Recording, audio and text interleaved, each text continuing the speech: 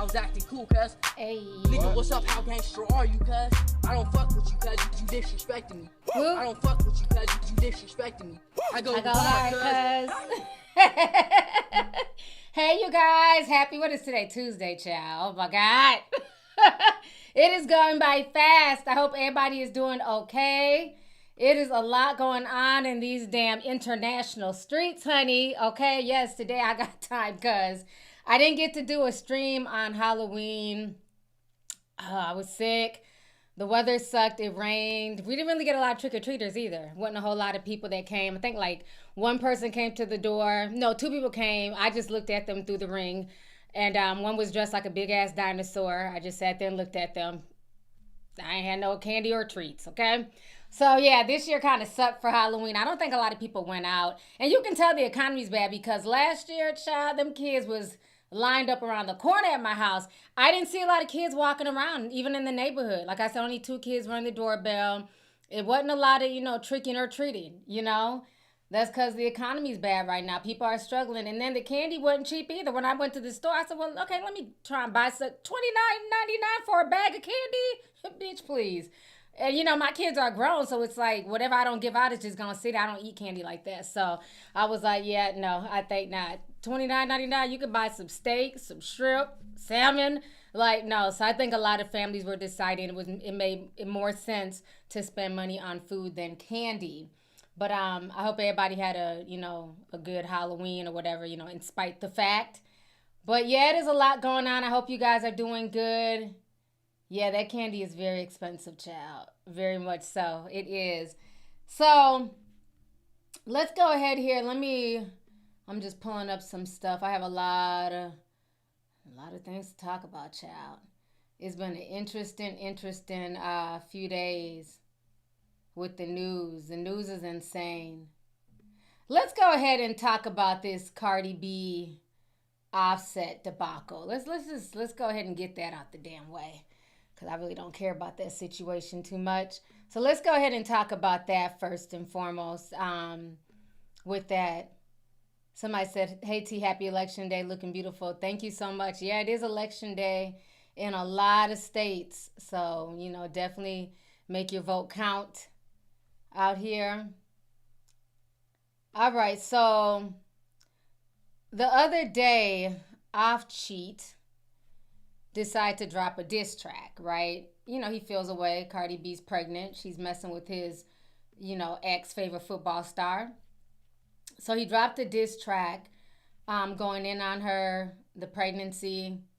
I don't think the song was bad. You know what I'm saying? I mean, I feel like, I think Offset is a pretty decent rapper. But it's just funny because it's just like, you're mad, but you're the one who helped to ruin your marriage. So that's the part that I find very interesting, is that he's upset and he's, going to the studio to talk about it. So let's pull this up. It's called Haunted by Fame. The money's not money in the industry. We see that.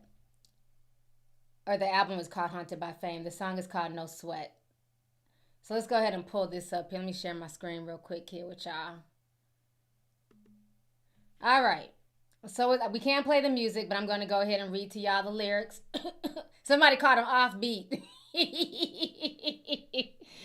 So he raps, he says, on my way to the money, ain't no stopping. How the fuck you leave Jordan for Rodman? You a fool if you think that I'm hurt.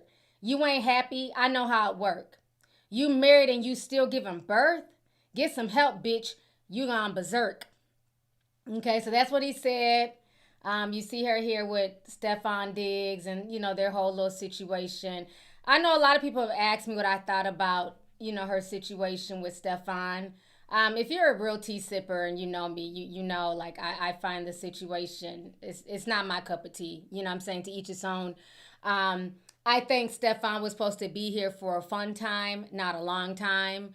And I also feel like the whole situation is very messy. Like every other day, somebody's coming out that they're pregnant or they just had his baby. Last time I checked, I think he had 9 kids or something like that.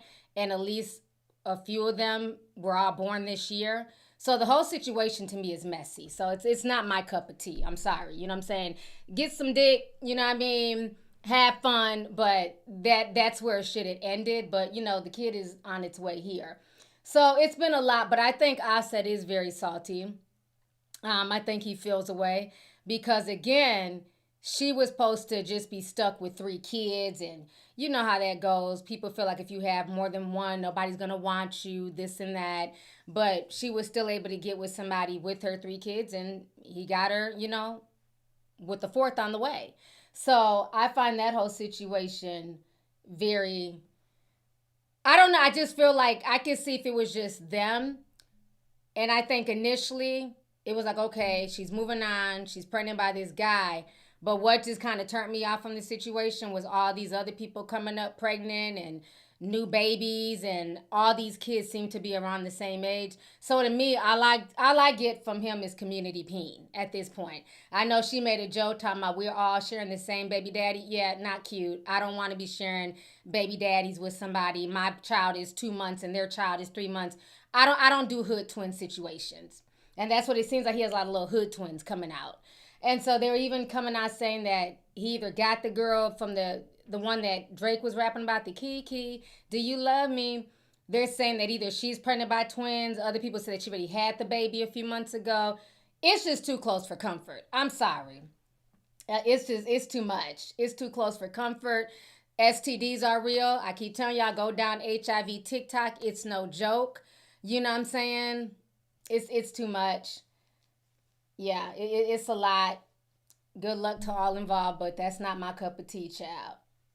Because again, if this was just like regular people, like people try to glamorize shit when depending on the if it's celebrities or people with money, all of a sudden it's like it's okay. No, if this was just some regular people, I'd feel the same way. It's just gross. Too much sex going on, babies being involved who didn't ask to be here, too many, you know what I'm saying, people pregnant by this man. So, but I remember seeing that clip a long time ago of him in the locker room, and I guess people were asking like the other football players, who would you not want your sister to be with? And they all said Stephon Diggs. So if his teammates are all saying this, he was supposed to just be here for a fun time. You know what I'm saying? Go shopping, get some peen, ain't nothing wrong with that. But yeah, now y'all are stuck together for life. That's just a lot. That's a lot. It's just every other day is somebody else talking about they're pregnant by that man or just had that man's baby.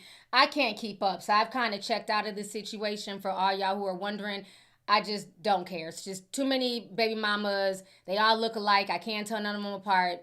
I've checked out. But as far as off cheat, he has no room to talk. If you really wanted your wife and you didn't want your wife to be pregnant by somebody else while still being married to you, then maybe you should have been faithful to your wife. The reason why she's knocked up now by another man is because you weren't faithful. You helped to destroy your marriage. So, again, he has a right to rap and get stuff off his chest just like she did on her album. She threw shade at him. He's throwing shade back. You know what I'm saying? They got the right to go at each other. But it's very hilarious how he can be out here doing stuff. And then I heard that one of Stephon's homegirls, because she had shouted him out on the Insta story. Y'all can write her name because I can't keep it with all these people, all these, females. But they said she was messing with Offset at one point in time and got pregnant by Offset and had an abortion. Y'all know who I'm talking about? I couldn't, they all look alike. Y'all write her name. She's supposed to be Stephon Diggs' best friend, but she was fucking with Offset and allegedly was pregnant by Offset but got an abortion. That's what the Twitter streets were saying. I can't think of her name, though. Pre, thank you. That's her name, Pre. No, not Sweetie. Let me see if I can find. It was like a whole thing that went down like a few weeks ago. Yeah, as soon as I put in Pre, the first thing that comes up is Stephon. I ain't even put in her name all the way. Pre, Stephon Diggs. So let me pull that up. Yeah, this was 3 weeks ago. Let me share my screen real quick. I couldn't think of her name. I went on her Instagram page. She's like an Instagram girly. So yeah, as soon as I put in her name, this came up. So they were saying here, live bits, Fans say Stefan Diggs is bestie with Offset's alleged side chick Pre. So Stefan reposted this in his story. She says, "A piece of my heart at Stefan Diggs. Thank you for always having my back no matter what. Forever and ever, Preski." And then that's her and her bestie. I don't know. I mean, I got a lot of homeboys that I'm really good friends with, but I'm not laid up with them with my titties on their knee,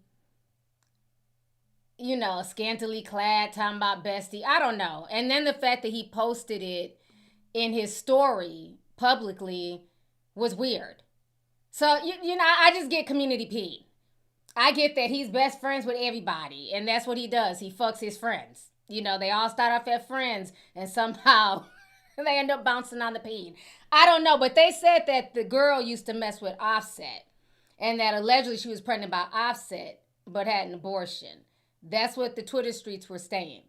So to me, just him even reposting that, and you got a whole baby on the way with Cardi B, and then some other babies just being born, you need to stop worrying about your best friend and worry about all these babies you got coming. So I thought that would I felt uncomfortable with that. What you mean? What you doing reposting this shit? Like, really? So, yeah. That's what I want to know. What is he helping advise her with? You know what I'm saying? Always having my back no matter what. Having your back on what? Yeah, and yeah, people talking about he bisexual. I seen the outfits. So I don't know, child. Like I said, the industry is something else. But Offset don't get no cool points for his diss track. He can rap. I like some of Offset's music, but I kind of felt like it's funny that he's so bothered. But again, if you really wanted to keep your marriage, if you really wanted to do what you were supposed to do, you would have did that, And now that she's being forced to move on because she's pregnant, so she has to move on with this guy for now, he definitely feels a way. But I just think the whole situation is messy all the way around. Yeah, that's what people are saying. And again, it's, what was, let me see how many, let me see.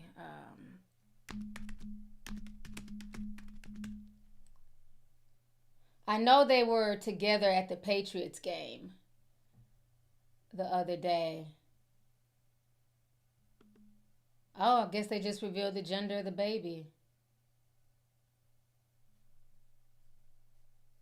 Okay, looks like they just revealed the gender a few hours ago. Let me share my screen here. So they're saying they're having Stefan Diggs reveal sex of baby. What is the sex of the baby? See, the public only claims his oldest daughter, Nova, who's 9. But there's a bunch of other babies in there too. But they only mention Nova because I think all the other girls, one, it's so many of them. I'm assuming they're having a boy. I don't see where they said it. They probably just, farming for views, child. I thought it was going to be a big old announcement, but I'm not seeing it. But yeah, he definitely has more than that child.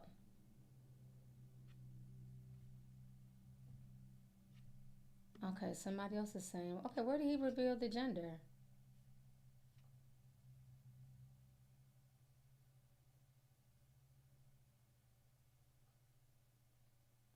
Okay, in the recent interview, oh, okay, he let it slip. Okay, here it is. Let me show y'all. Okay, I assumed it was going to be a boy. But it says here, during a recent interview, Stefan Diggs, wide receiver for the New England Patriots, let it slip that the couple is expecting a baby boy. His enthusiasm was palpable as he expressed excitement about becoming a father. He shared plans to embrace fatherhood fully, discussing activities like push-ups and running drills for his son. First of all, this man has been a father for minimum 9 years. What are y'all talking about, his excitement for fatherhood?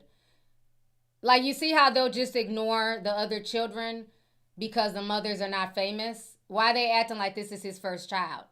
He's been doing the fatherhood thing. But okay, it's a boy. I don't know if he has any other boys. I think all the other kids are girls, if I'm not mistaken. from what I've seen online. So maybe he's a little bit more excited because this is a boy, but this is not his first child. So for them, I mean, it's like they're trying to spin it like this is his first kid, and it's not.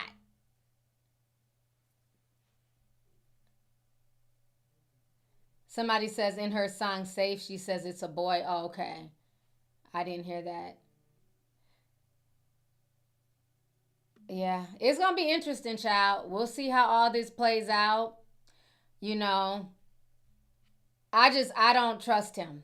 It's his first son. Okay, so maybe that's why he's real excited. But he has a bunch of other daughters, um, that have been recently born or whatever. Like I said, the whole Kiki situation, I don't know if the whole twins thing was real. Because some people said that she had already had that baby. And that she had a girl. Because this was 6 days ago. Because like I said, it's hard to keep up with all this damn tea. Because every other day is something. Okay, that's her name. Kiana Barber.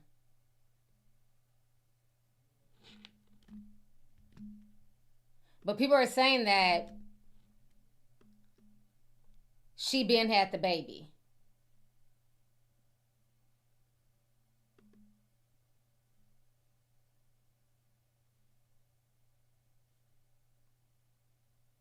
Okay, this is one of the articles here. Let me pull it up real quick.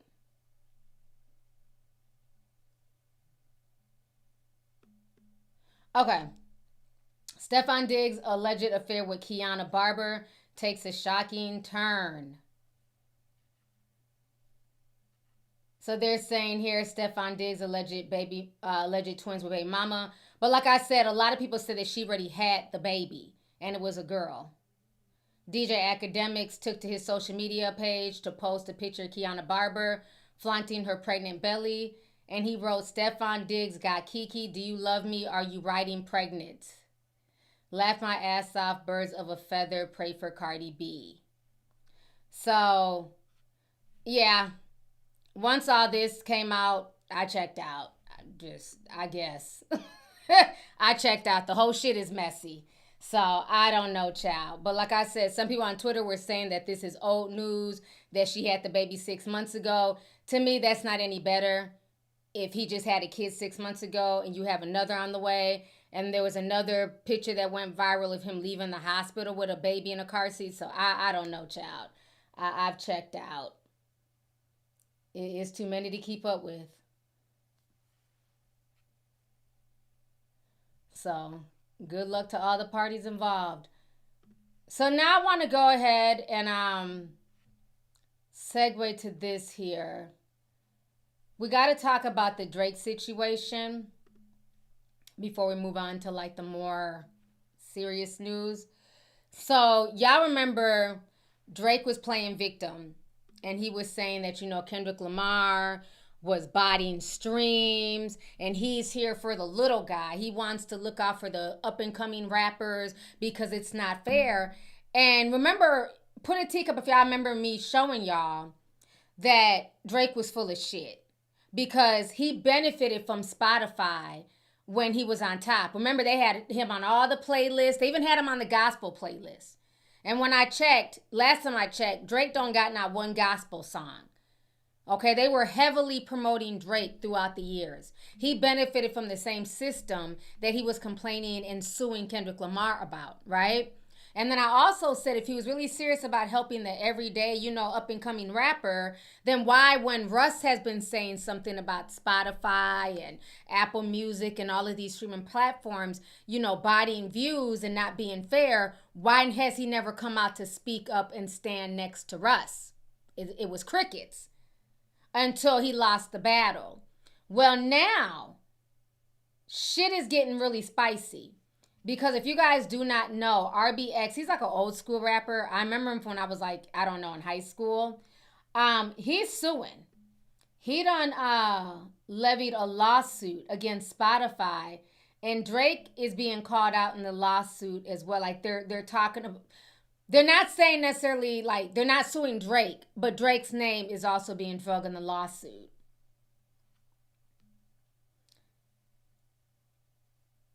So let's go ahead.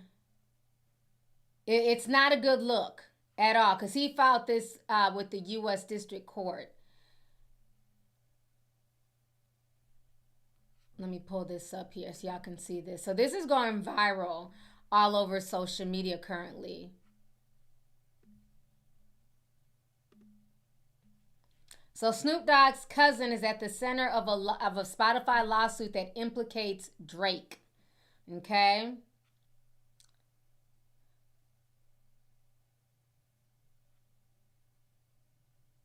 Okay, he was signed to death row back in like 92, 95. Okay, that's like his discography.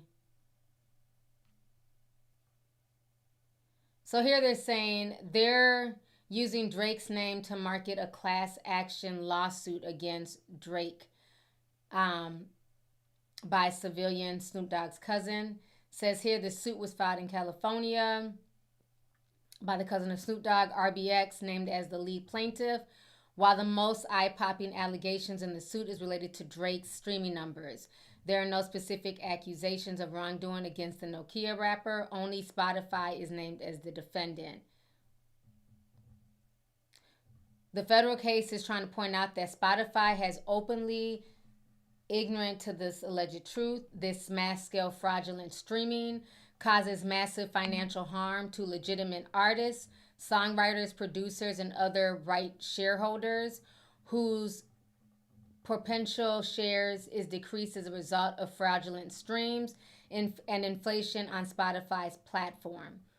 A Spotify spokesperson recently released a statement about how they don't have anything to do with the illegal streaming practices. In fact, the rep also says they have been doing what they can to combat the obstacle. We cannot comment on the pending litigation. However, Spotify in no way benefits from the industry-wide challenges of artificial streaming. That is a lie. They do benefit. Because think about it like this. If something is inflated, right? Just like on YouTube, if it has a lot of numbers and just being human nature, you're going to click on the video that has more numbers, right? So let's say there's 2 stories, right? Let's say there's 2 stories about Drake and Kendrick. If this video has 1 million views, even if it's fake or botted views, and this video has 500 views, you're going to 9 times out of 10 click on the video with the 1 million views first. Point blank. So for them to say that, oh, we're trying to combat, what's going on Spotify with these bots, the bots do help. Because if a song is inflated and it's showing that it has a lot of numbers, people are thinking, oh, well, this song has to be a bop. This song has to be everything because it has 10 million, streams. So that's a lie. Because you have people who are paid customers clicking on it because it has a lot of streams. So these inflated numbers helps everyone from Spotify to YouTube. And I believe this whole industry's in on it. I've been saying this for years. Remember, I think 2 years ago, I did a live stream talking about the whole French Montana when he got busted out. When he dropped his album, when you go to his YouTube channel and the comments were filled with nothing but bots. They can claim that they want to, they want to stop it, but they really don't because they know those bots create engagement. And they know a lot of times people are not necessarily reading the comment sections. A lot of times people will see, oh, this comment section has 5,000 comments, 10,000 likes, 10 million views. People are going to click. And each click means engagement. Every bit of human engagement means dollars. That is why they do that. That is why they have bots in the comment sections. That's why they have bots on social media. That's why they have botted likes, botted views. So to say that they don't benefit is bullshit. It is. And I also feel like the thing with Drake is that's why Drake knew so much information. That's why he was able to put together an entire lawsuit because he's doing the same thing. But he's not the only one. I think a lot of these celebrities are botting their numbers. Remember, Young Thug, who just refused to shut the fuck up while he was in prison, or in jail. Remember, one of the jail calls, he admitted to spending, what did he say, $10,000 to bot Gunna's music to make it seem like he had way more streams than he had. So basically admitting that Gunna's, initial run was manufactured. Because nowadays you can make a rapper. As long as they have a social media following and things like that, you can make anybody into a star nowadays. Half these followers are not even real on social media. That's one thing. I may not have the biggest following on Instagram, and we all know my initial Instagram page had 250,000 before punk ass DJ Vlad, aka Fed TV, got that page deleted.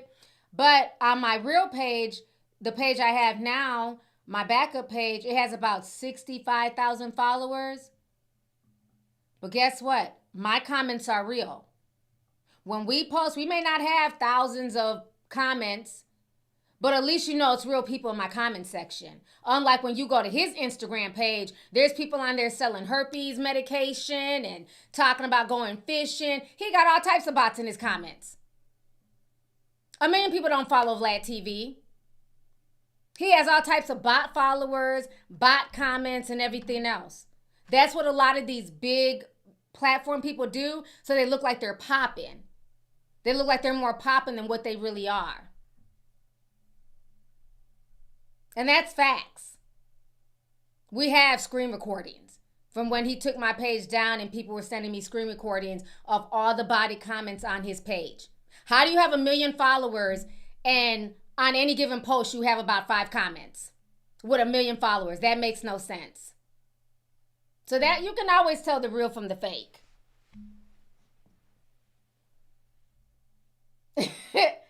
Yeah, posting about a damn artist and the person in the comment talking about, we're about to go fishing. Me and Irma Jean, we're going to catch some big fish. What the fuck does this have to do with hip hop? Who is Irma Jean? Objection. Fishing does not have anything to do with hip hop. So I think the industry has benefited from this for years now. 4 years. These numbers are not realistic. Yes, like Kendrick said, you can't fake influence. These numbers are not realistic. And see, the problem is now the money's not money in. See, people was cool with the botting and the fake numbers as long as they were benefiting, right? As long as said influencer has 5 million followers and half of those followers are fake, it doesn't matter, because if we can get brand deals and sponsorship deals and the manager gets 10% and the PR person gets 10% and whatever talent agency they're with get their 10%, it's cool. But now that the money's not money in, the sponsorship deals are drying out, the ad revenue's drying out. Now, let's go ahead and just blow up the spot now. Because I did a deep dive on songwriters. Remember when I did my Static Major deep dive? That's also one of my favorite deep dives I did. I did that 3 years ago. And in that deep dive, I showed you guys how songwriters were not being paid. They were not being compensated fairly. They were basically being used. And that is why now you have a lot of songwriters who have stopped writing songs and they want to be the singers. Esther Dean is one of my favorite songwriters. So it's just, it's very interesting now. Everybody wants to talk about the little man, when we've been talking about this for years on this channel. How a lot of these celebrities, rappers, singers, they make all this money being the face, but there's a whole machine behind them. Now it's coming out that Drake literally was running an OVO sweatshop. And that a lot of people were writing for him. Poor Quentin Miller. He didn't ask to be drug into the beef with him and Meek Mill. He hasn't been able to get any real work since. Drake basically got him blacklisted and a few other people.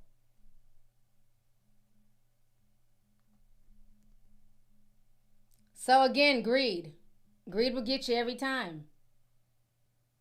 Yeah, it's been about 3 years since I did that Static Major deep dive. Yeah, it's been about that long.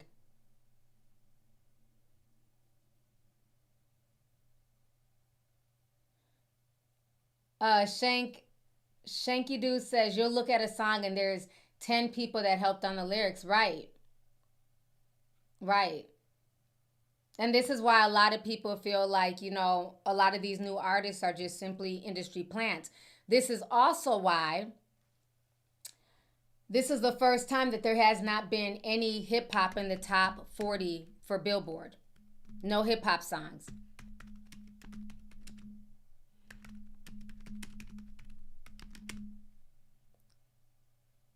This is the first time, I think they said, since the 90s. Right now, there are currently no hip hop songs in the top 40. Let me share my screen. Last time was Kendrick Lamar and SZA, and they've been removed. So this was as of November 4th. There are no hip hop songs in the U.S. top 40 for the first time since 1990. That is insane. Last time was Luther by Kendrick Lamar and SZA, and that came out months ago. So this says a lot. And let's not forget, Cardi B just dropped an album last month. And currently there's no hip hop songs. NLE Chopper just dropped some bullshit song dissing NBA Youngboy. That's not on the top 40. So it says a lot. It says, I don't want to say that, hip hop is dying. That's what Nas said years ago. But I think a lot of people are tired. They want real music. They want to hear more than just the same old, same old. We're getting high, popping pills, fucking bitches. My coochie's so wet. My coochie's so tight, yet I can't keep a man. Like, we're done. We're done. And this is why. Y'all can talk all the mess y'all want to about Zania Monet. Remember the AI artist that I did a video on a few months ago? Guess who is on the Billboard? Remember all that hooping and hollering Kehlani and them was doing? Now let's clock this T. Remember I did that video a month ago. Guess where she's at? Heh. Zania Monet debuts on the adult R&B. She has now made the Billboard. She went from getting a record deal to now being on the Billboard with her breakthrough song. And I'm not going to lie. Her entire album is fire. Judge me if you want to. She is the first AI artist to hit the billboards. Here goes another article. Remember I told y'all when I was listening to, I went in skeptical. I went in angry. Like, how dare you take away from human artists? And then I listened and I got emotional. I went and I listened to her entire album. Album was fire. I just got to keep it real. And I think the reason why, now they're saying they're going to meet the creator and all that stuff, and it better really be a black woman behind this, getting a coin behind this. But I think this says a lot, you guys. The fact that she is the first AI artist to hit the Billboard. Meanwhile, hip hop is not currently on the Billboard. It is saying a whole lot. People want something with feeling. People want something they can relate to. People want something that has meaning. Like the old R&B songs that we used to listen to that we grew up with in the 90s and the 2000s. Nowadays, that's been my complaint with a lot of the R&B that's out. What's the difference between a lot of the R&B songs and the rap songs that are out? They're talking about the same thing. They're being super vulgar, cursing every other. You know, it sounds like a rap song with a melody. You look at the R&B girls, they don't look no different than the rap girls. They're trying to see who can out-hoochie themselves. Whereas when we were growing up, you know what I mean? Like the R&B girls, they carried themselves a certain way. They looked a certain way. They weren't in competition with the rap girls. And now you can't tell the difference between who's R&B and who's rap. So I hope what happens is that with people seeing this, it brings up a change in the industry because we need real people. You know what I'm saying? While I do like her album, she has a lot of she just does. I'm not going to sit here and cap. She has a lot of really good songs that I really enjoyed and that I was able to resonate with, right? And that doesn't mean that, you know, that Kehlani doesn't have good music, because Kehlani's song Folded, I love that song, you know? But I think that this should show people, like, people want real lyrics. They want something they can feel.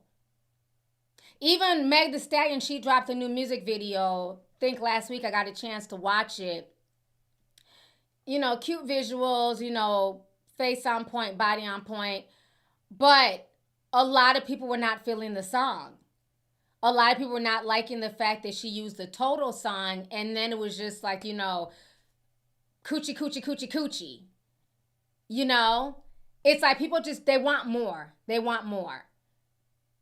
And so I just hope that this makes the R&B girls, the R&B guys, the rap girlies, just step it up. People want more. People want evolution. They want a full body of work.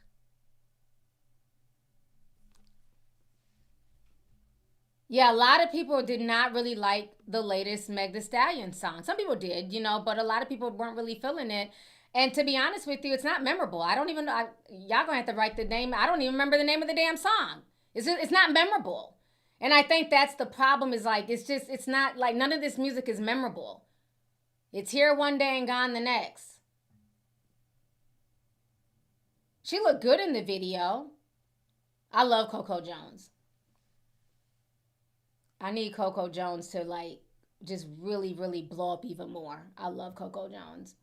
But yeah, a lot of people just like, a lot of the music is not memorable. It's like, it's cool for the moment,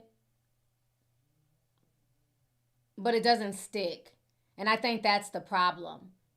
People don't go out their way to make timeless music anymore. And Beyonce said this a long time ago. You know, when you listen to a song, like a timeless song, it's going to take you back to a time and space. Like if I was to sit up here and just start playing, let's say I play Poison by BBD from back in the day. That girl is poison. That's going to take you back to a time and space. At like a barbecue in the 90s with your family, you doing the Running Man and the Cabbage Patch. You know what I mean? Like that, music like that takes you to a time and space. Like if I start playing SWV's Weak, that takes you back to a time and space. Maybe that was the first time you ever got your first kiss. You know what I'm saying? There's not a lot of music like that now that takes us back to like a time and space. It's just quick.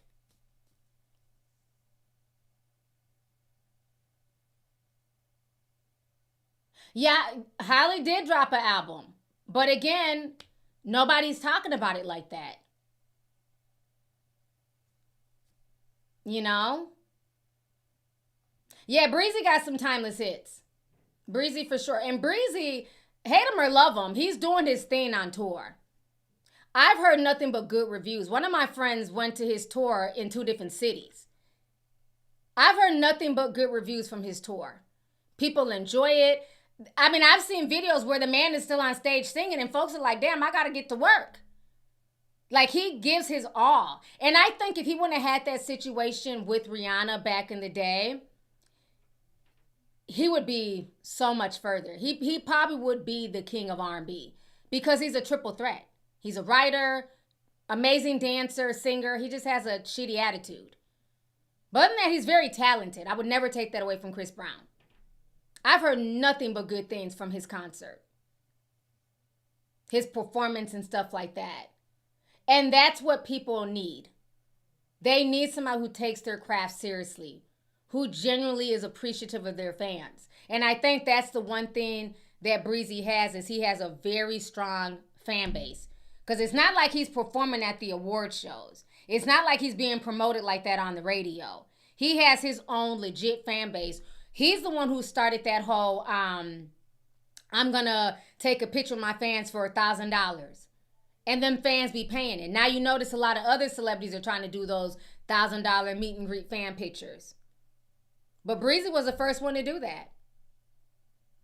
So, yeah.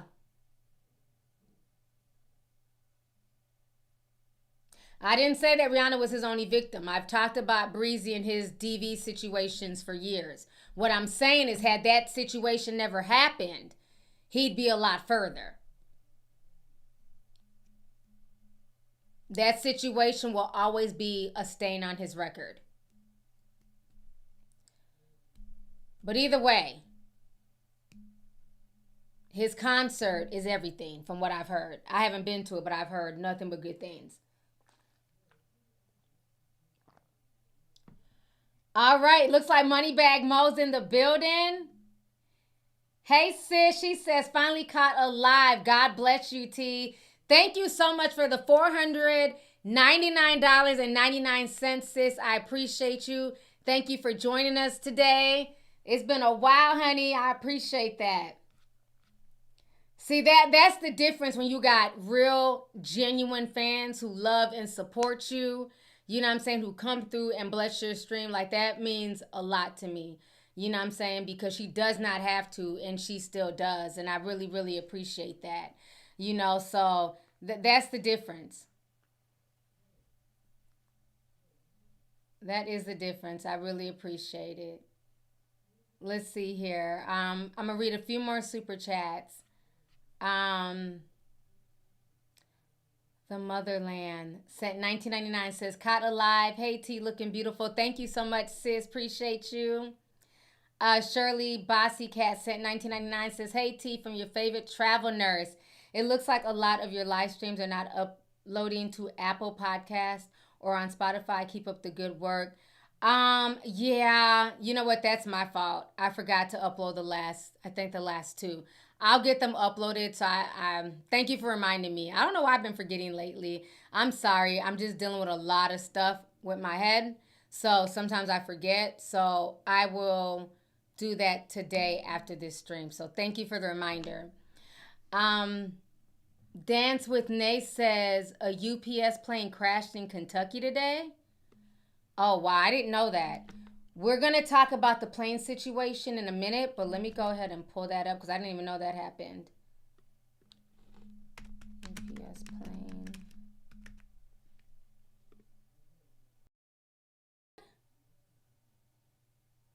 Oh, wow. Okay.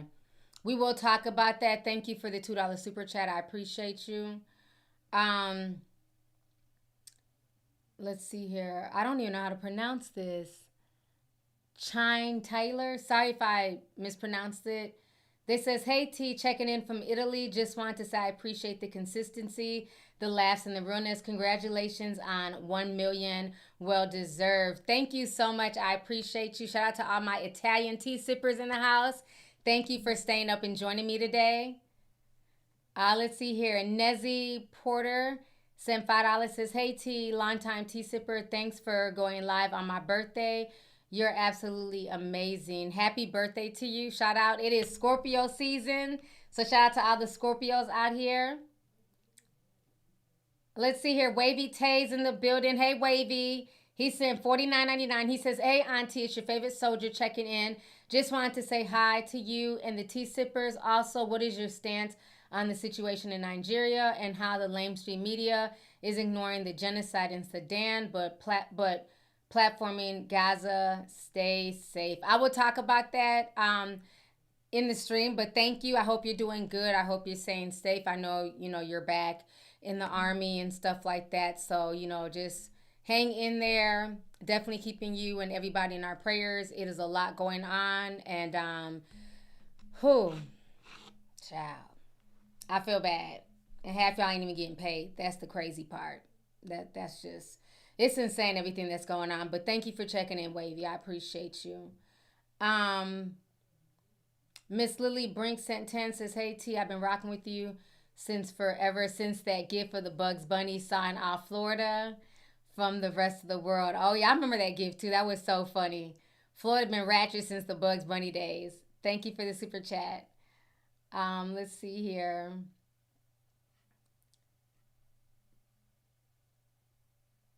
QQ Coco Kier sent 9.99 says we need some "We Are the World" song in these times.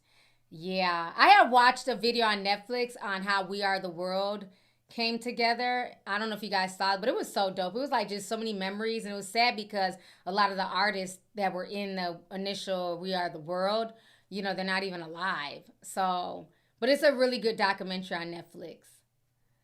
Um, let's see here. Brian C. Sim 499 says, I was just thinking that we think of classics as songs from the 80s and 90s. What's going to be a classic in 50 years? Not songs about popping the coochie. Yeah, it's going to be very interesting to see like what is going to be a classic 5-10 years from now. Because all that 90s and 2000s music is going to be considered, the golden era. It's going to be like oldies, by the time another 20 years passes. So, yeah, music is just not the same, unfortunately.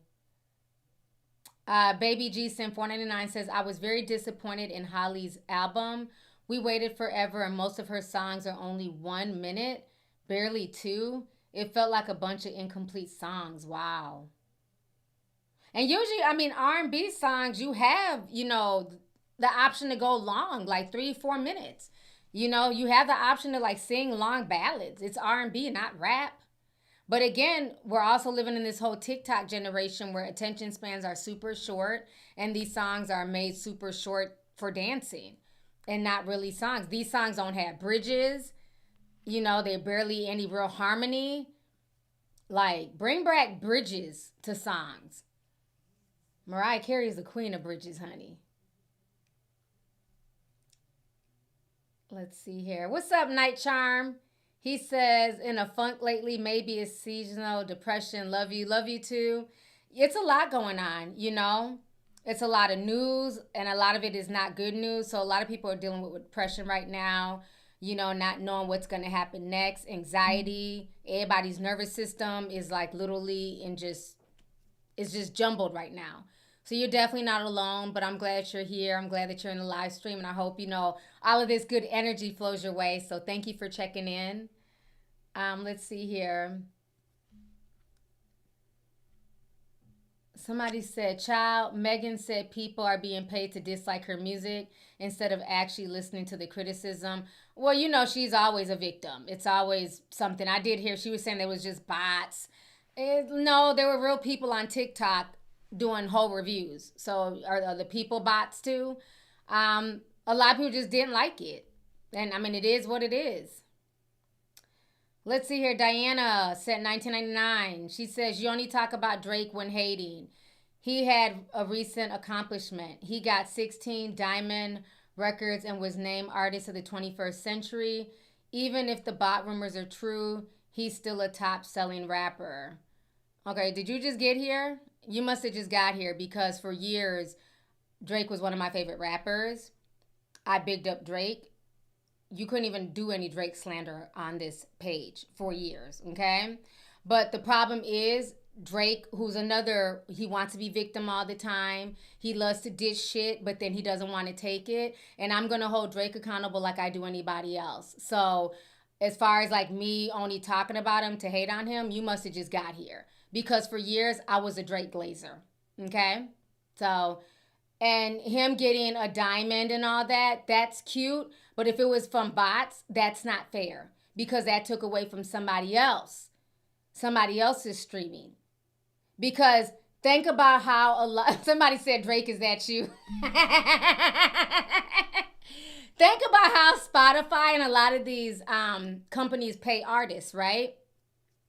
What they do when they charge you $10.99 a month for your subscription, then they go off of who has the most streams for, let's say, the year, or for said month, who had the most streams. So when they go on and they see who had the most streams, and they see Drake at the top, Taylor Swift, Ariana Grande, guess who gets the majority of the money? Those top 5 artists get the majority of the money on Spotify, on Apple Music. Then whatever else, and oh, don't forget, Spotify has to get their 30%, right? Because they still got to pay their staff. Then whatever else is left over is for the smaller indie artists, smaller rappers, smaller singers. So if he's using, but you're saying even if he used bots, it doesn't matter. It does matter because that cuts out of somebody else's livelihood, hun, okay? So imagine me and you are doing the same job, right? We're supposed to be doing the same job, same level playing field. We're supposed to be submitting reports, right? That's our job. We submit reports by the end of the week on Fridays. We have to have reports submitted. On average, we're supposed to submit 2 reports on Friday. You're doing stuff by the book. You're typing, you're researching, you're using your human brain, and you're submitting your 2 reports. Me, I decide to cheat the system and use a bot. I'm using ChatGPT. And because of me using the bot, which is ChatGPT, I'm able to submit 5 reports on Friday. Well, now the boss looks at it like, well, damn, T done submitted 5. You're submitting 2. You're not doing your job properly. We're not going to be paying you as much when it comes to, giving raises. Now it's raise season, right? You're not going to get your raise because I'm beating you every single time by using ChatGPT. Would it still be fair then? You see how y'all make excuses when it's celebrities that y'all like? In the real world, is that fair? Should I get paid more than you? Should I get a raise even though I'm cheating using bots? Objection. We know the answer. Don't type too hard. Drake.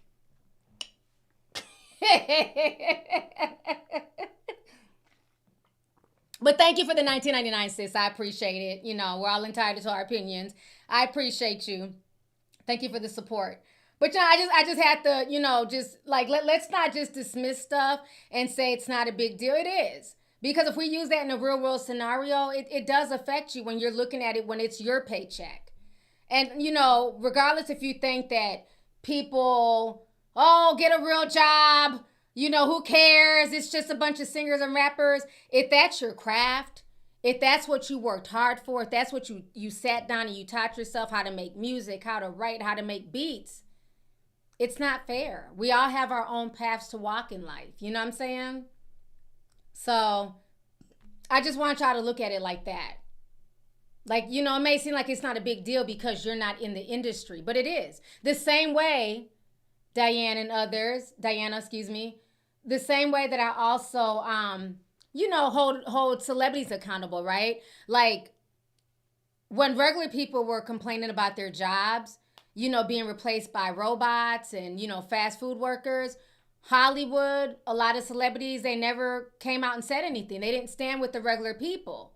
But now that there's bots, because I don't know if you guys have heard, there's a new AI actress. And the Hollywood actresses are in arms. They're pissed. Let me see if y'all have seen this yet. She's a new AI actress. She's basically the Zania Monet of Hollywood.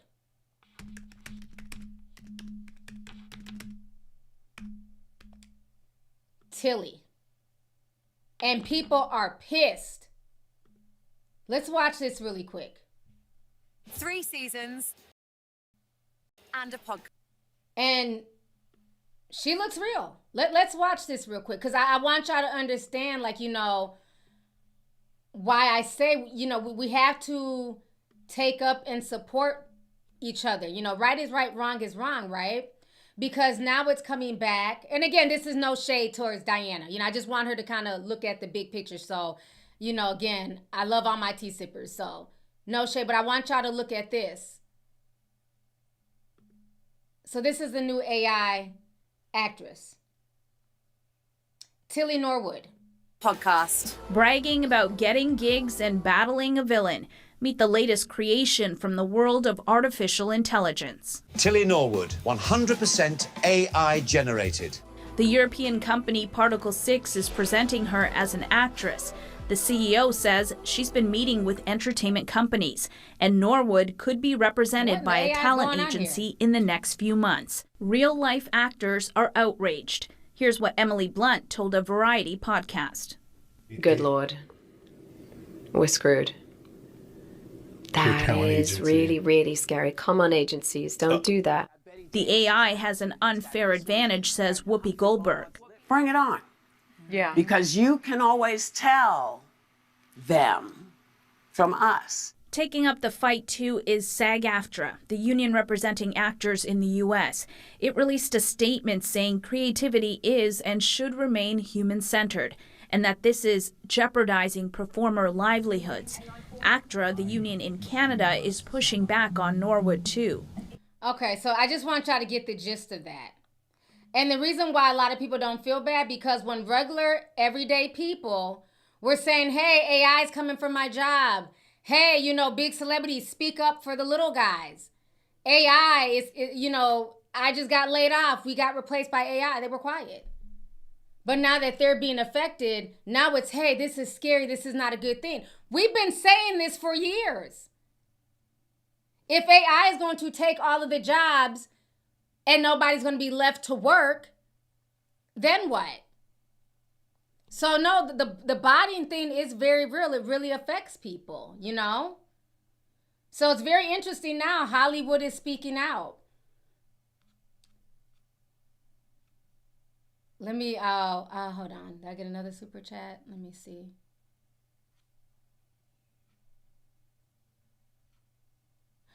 Okay, Diana sent another super chat. She said, 999, she said, yes, I got here, sis. I stopped because I thought you were pretty interesting. I love Nigerians, LOL. Thanks for explaining your take. Makes sense. My apologies. Thank you, sis. And again, no shade, no hate, because it's just open discussion. You know what I mean? And I appreciate the support. But no, you can ask the tea sippers. I was one of the biggest Drake fans. So when I hold him accountable, I'm just genuinely disappointed in what he's been up to. The things that he's done, and the fact that he has taken a lot from people and not paid them, songwriters and things like that.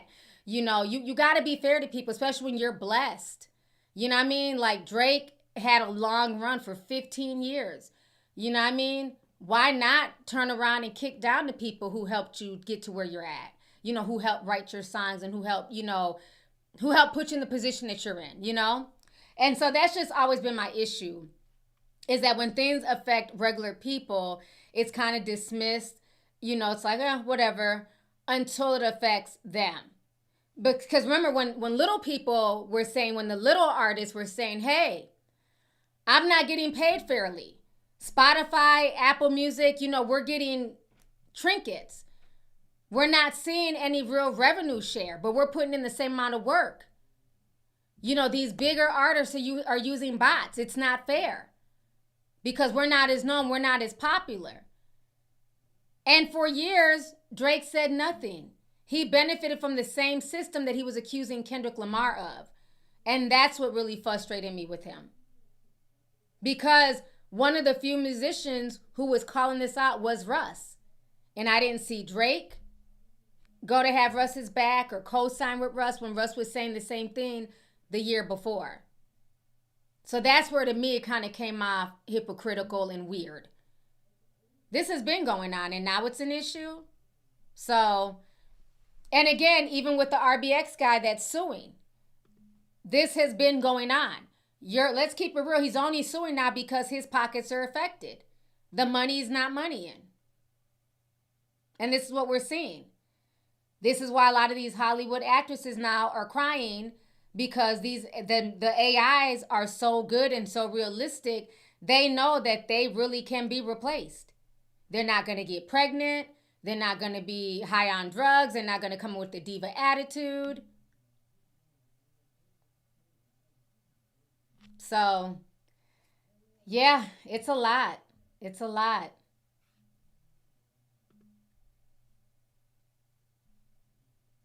But again, I appreciate you, sis. I appreciate the super chat. Thank you. Let's see here.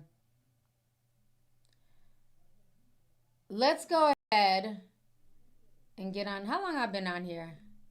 And they switched everything around. I got to go to another. How long? Okay, we got over 6,000 people in the house. All right, y'all. Please hit the like button. I only got 1,800 likes. Not with 7,000 people watching. Please hit the like button. If y'all are enjoying this stream, please hit the like button, y'all. So let's talk. Let's see here. It's a lot. It's a lot going on. This might be a longer stream because I got a lot of stuff to talk about, child. And I want to get through everything. Let me pull up my notes. What else? Okay, what was next on the docket? Oh, okay. So, let's talk about the plane situation.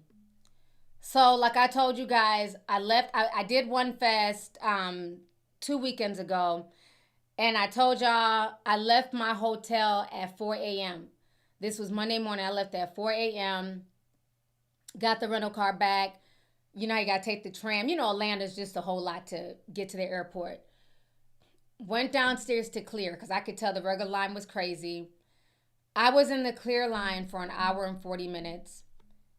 Got on the train, made it to my plane with about 35, 40 minutes to spare. That was early Monday morning. By that afternoon, the lines were just wrapped around, and it's been chaos at the airport ever since. We're going to go ahead and watch some of this stuff here. It's scary what's going on right now. And again, we can't even be mad because people are not getting paid. Let me make sure I have I got a lot of screens up here.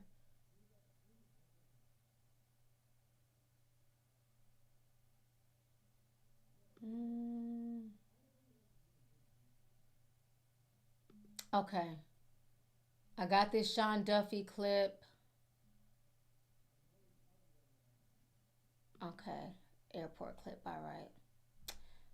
So we're going to watch some of this airport, the stuff that's going on at the airport, long lines, TSA, the disruptions.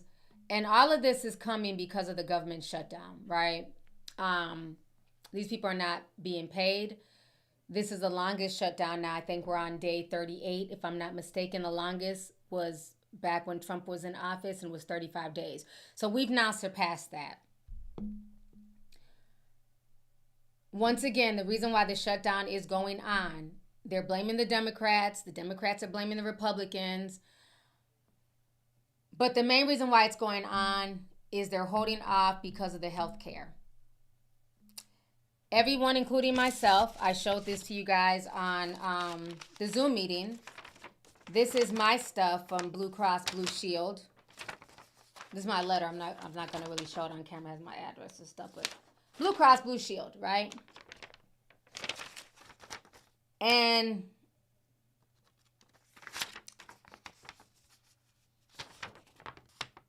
it says here, starting January, your estimated monthly premium will be $802.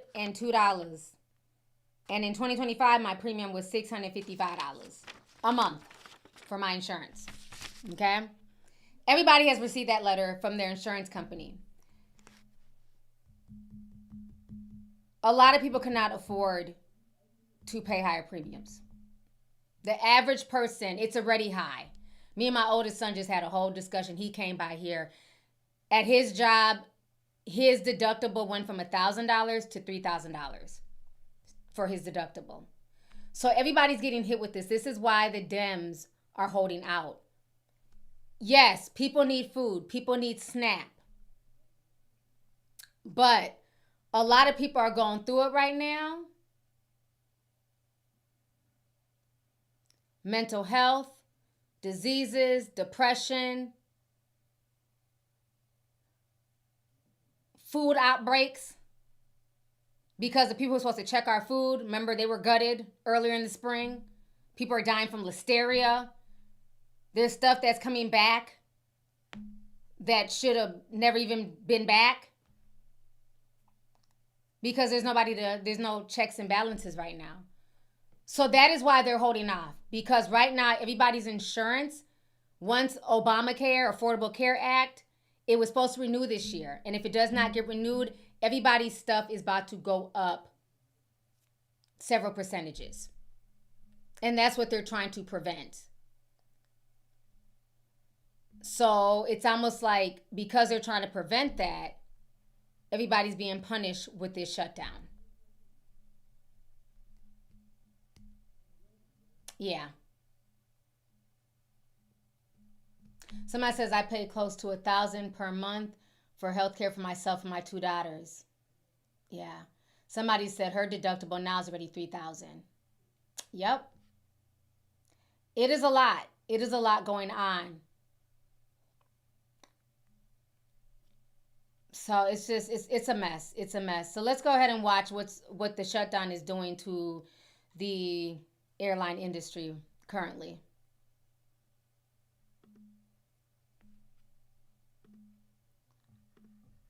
And in Houston, at times, security lines spilled over outside the airport. At one point, the wait at TSA checkpoints was more than 3 hours long. Hugo Gianluca. Somebody said in the comments section on Instagram, they were in that mess in Houston. You guys know, like every year I do like a Friendsgiving get together. This point, anybody coming from out of town, I've just told them don't come. I don't want people having to deal with that to come. Just stay home.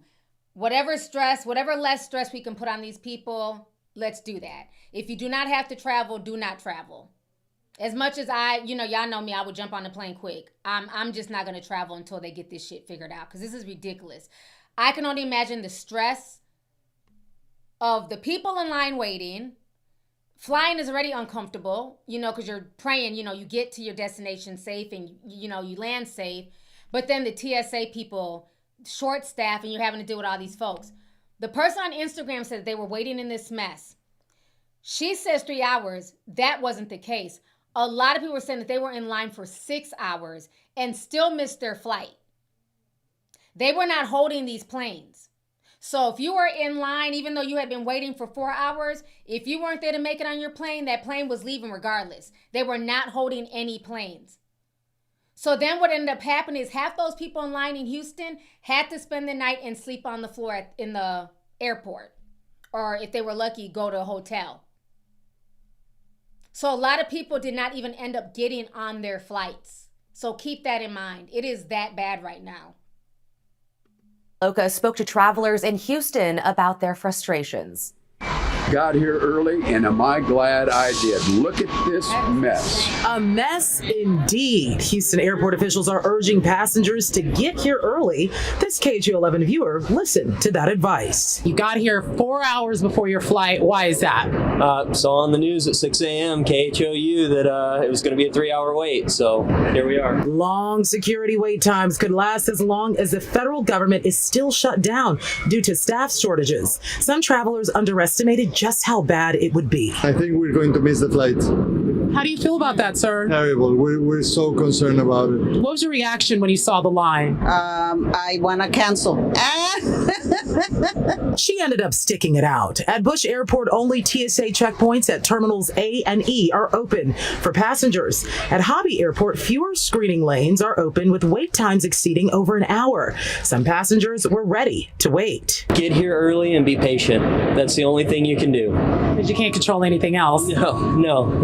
Everyone's doing the best they can, and I know everyone else is waiting as well, so just understand that. Meanwhile, others are frustrated. This government shutdown is happening all together. I'd like to have every congressman standing right behind me going through this same thing so they can see what us Americans are going through because they don't do their job. Halloween weekend was the worst for air traffic control staffing shortages since the shutdown began on October 1st. That's according to FAA data. There were 98 staffing trigger reports. That's when air traffic controllers have to change operations to keep the airspace safe with fewer people working. It can include derouting planes or delaying flights. Experts have warned travelers would see more flight disruptions the longer federal workers have to go without a paycheck. Brianna Costello spoke with an air traffic controller in Dallas who says he had to pick up another job to support his family. Safety in the sky is a growing concern as the federal shutdown enters its 5th week. I don't want to sit down and map out how long I can go. I think that'll cause me more anxiety than anything. Air traffic controller Jack Chris is one of thousands of federal workers who are working without pay. Short staffing, high workload, and then not knowing when you're going to get paid, that just sounds like a recipe right there. Chris spent most of his career at Dallas Love Field before moving to the D.C. area for his 15-year-old daughter last year. He's still going to work, but now he has a second job. He's working for DoorDash to keep food on the table. The political games have real-life implications, and I just urge Congress to get something passed. He missed his first full paycheck. Airlines are scrambling to help. In tech, this is what scares me, and I'm going to keep it real, okay? If you do not need to fly, do not fly. Because I know people are like, oh, I'm trying to book a trip. I want to, I'm trying to go to Miami. It's getting cold. If you don't need to fly, do not fly. If you think it's scary with the long lines on the ground with the TSA, what scares me is that air traffic control people have some of the most stressful jobs in the country. That's why it always pisses me off when they try to attach that to DEI, that they can look at that black man in that position and call him DEI. That is one of the most stressful jobs. There can be consequences. If you make just one mistake, you can go to prison. If they find out that a plane crashes and it was your fault, you can get locked up. So these people are under enormous stress and pressure. If you don't understand, these FAA controllers, they are under enormous stress, right? And this is just under normal circumstances with a full staff. So imagine, right? Somebody says I sound far away. Can y'all hear me? I'll bring the mic a little bit closer. Let me know. Do I sound okay? So now imagine under a normal day with a full staff of people, all your coworkers there, it's still stressful because you're in charge of keeping these planes in the air, making sure they don't crash into each other, and just whatever else, right? Now you're having to deal with the stress of, one, you're not being paid. Two, you don't know if your coworker is going to come in at any point in time. They could call out, and now it's just you, meaning you may have to stay longer than usual or come in earlier, but you're not being paid. That's the main thing. So now after a long, stressful day of working in the FAA tower, now you have to go and DoorDash because your bills don't stop. You still have your mortgage due, rent, groceries, child support, and whatever else.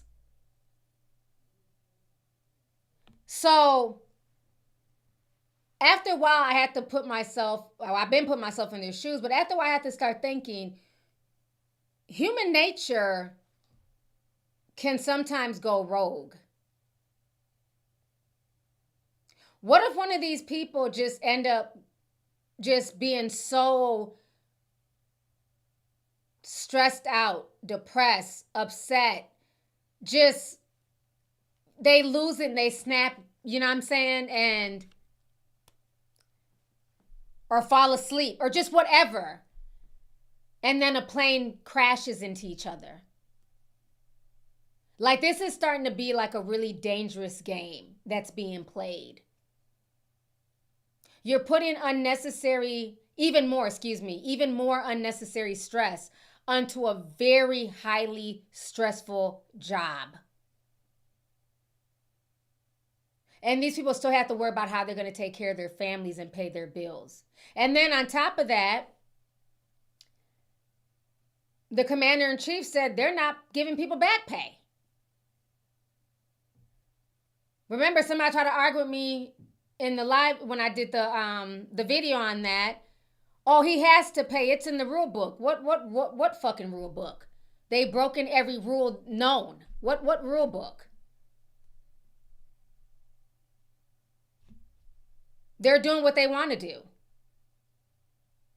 He also said the other day that he was going to give partial SNAP benefits, then changed his mind less than 24 hours later. But keep having hope and faith in these rule books. So these folks already know that all the work that they're doing, they're not even going to get back pay for. It's insane.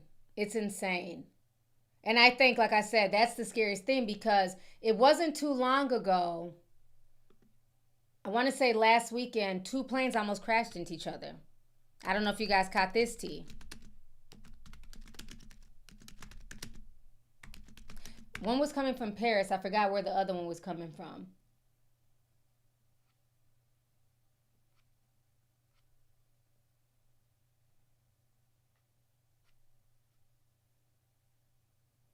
Trying to see if I can find it.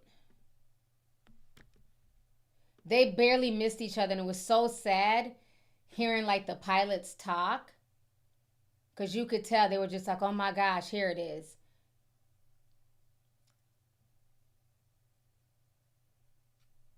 Hold on, that's not it. Near misses is 2 planes. Is this the one?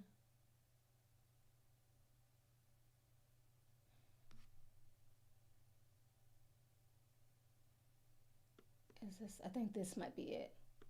Yeah, this is it. No, this is old. It's from January.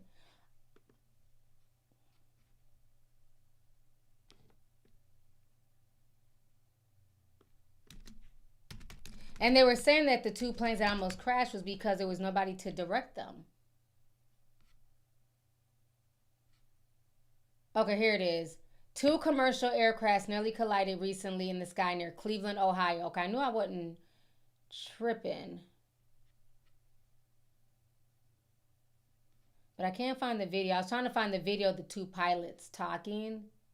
I'm not seeing the video, but it almost happened the other day. And you could just like, they're like, oh my gosh, that was a close one. Like you could just hear the relief. And I'm just like, this is really scary. It's getting very, very dangerous. I wish I could find the audio, but I'm not seeing it. And then, yeah, somebody said that a UPS plane crashed today in Kentucky. So let me pull that up. Let's see what that was about, because I didn't even know about this.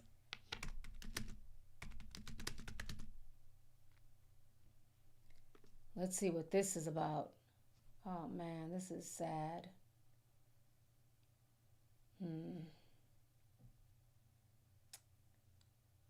Okay, 50 minutes ago. Okay, let's watch this one here. Good evening, I'm Maurice Dubois. And, okay, before we watch this, I'm trying to put things in order. Like, I kind of had all my notes and stuff, you know what I'm saying? So now it's throwing me off. Let me go back, because before I play the Kentucky plane crash, I want to play out what Sean Duffy said early this morning, because I had everything in sync. So for then the plane crash to happen is just very scary. But this is what Sean Duffy said this morning. So I wanna hit on that first before we watch what happened in Kentucky. Let me pull that up here. Okay, got that. Okay. So this is the warning. So Sean Duffy issued this warning 6 hours ago. You all stop. So we're gonna watch this really quick here. Okay, here it goes. Long after you all stop reporting on this shutdown, I'm going to deal with the consequences and the commitments I've made to improve our pipeline for air traffic controllers. By the way, we're up 20% this year alone from the previous year, which is great, but this will have an impact. So I think open up, more controllers come to work the next day, and we'll see immediate results. Just one point I'll make on this as well. The controllers got 90% of one payment, 80 to 90% of one payment. They missed the second paycheck. On Thursday, they get an email pay stub that'll show what their next payment is going to be. So this Thursday, they'll get an email that shows that their pay stub is a big fat zero. Many of the controllers said, a lot of us can navigate missing one paycheck. Not everybody, but a lot of us can. None of us can manage missing 2 paychecks. So if you bring us to a week from today, Democrats, you will see mass chaos. you will see mass flight delays, you'll see mass cancellations, and you may see us close certain parts of the airspace because we just cannot manage it because we don't have the air traffic controllers. And that was a really long answer to your question. Yes. Just to follow up, Dave, share some words on that. He's talking about they're going to eventually have to close certain parts of the airspace. They're not going to be able to run the airspace in certain parts of the country. Wow. Last comment. Last Friday was a really rough day for the airspace, right? 80% of controllers are out in New York. There was, I think, ZNY was down to one supervisor at one point. How concrete are those contingency plans to have to close some airspace if things get worse? And maybe you could also speak to this integrator meeting you had yesterday and how close are you to picking the integrator. So we can move some of the management to other facilities. We can get help from other facilities to keep the airspace somewhat functioning. But again, we have our managers, and the FAA and us will close the airspace down. We will restrict the airspace when we feel it's not safe. After that was this morning, he said they would restrict the airspace if they feel like it's not safe. So it's getting bad. So let me go back to the other video, and then we'll watch what happened in Kentucky. Texas, Love Field is setting up a donation drive, but area food banks are bracing for the impact. We'll have a lot of people in crisis.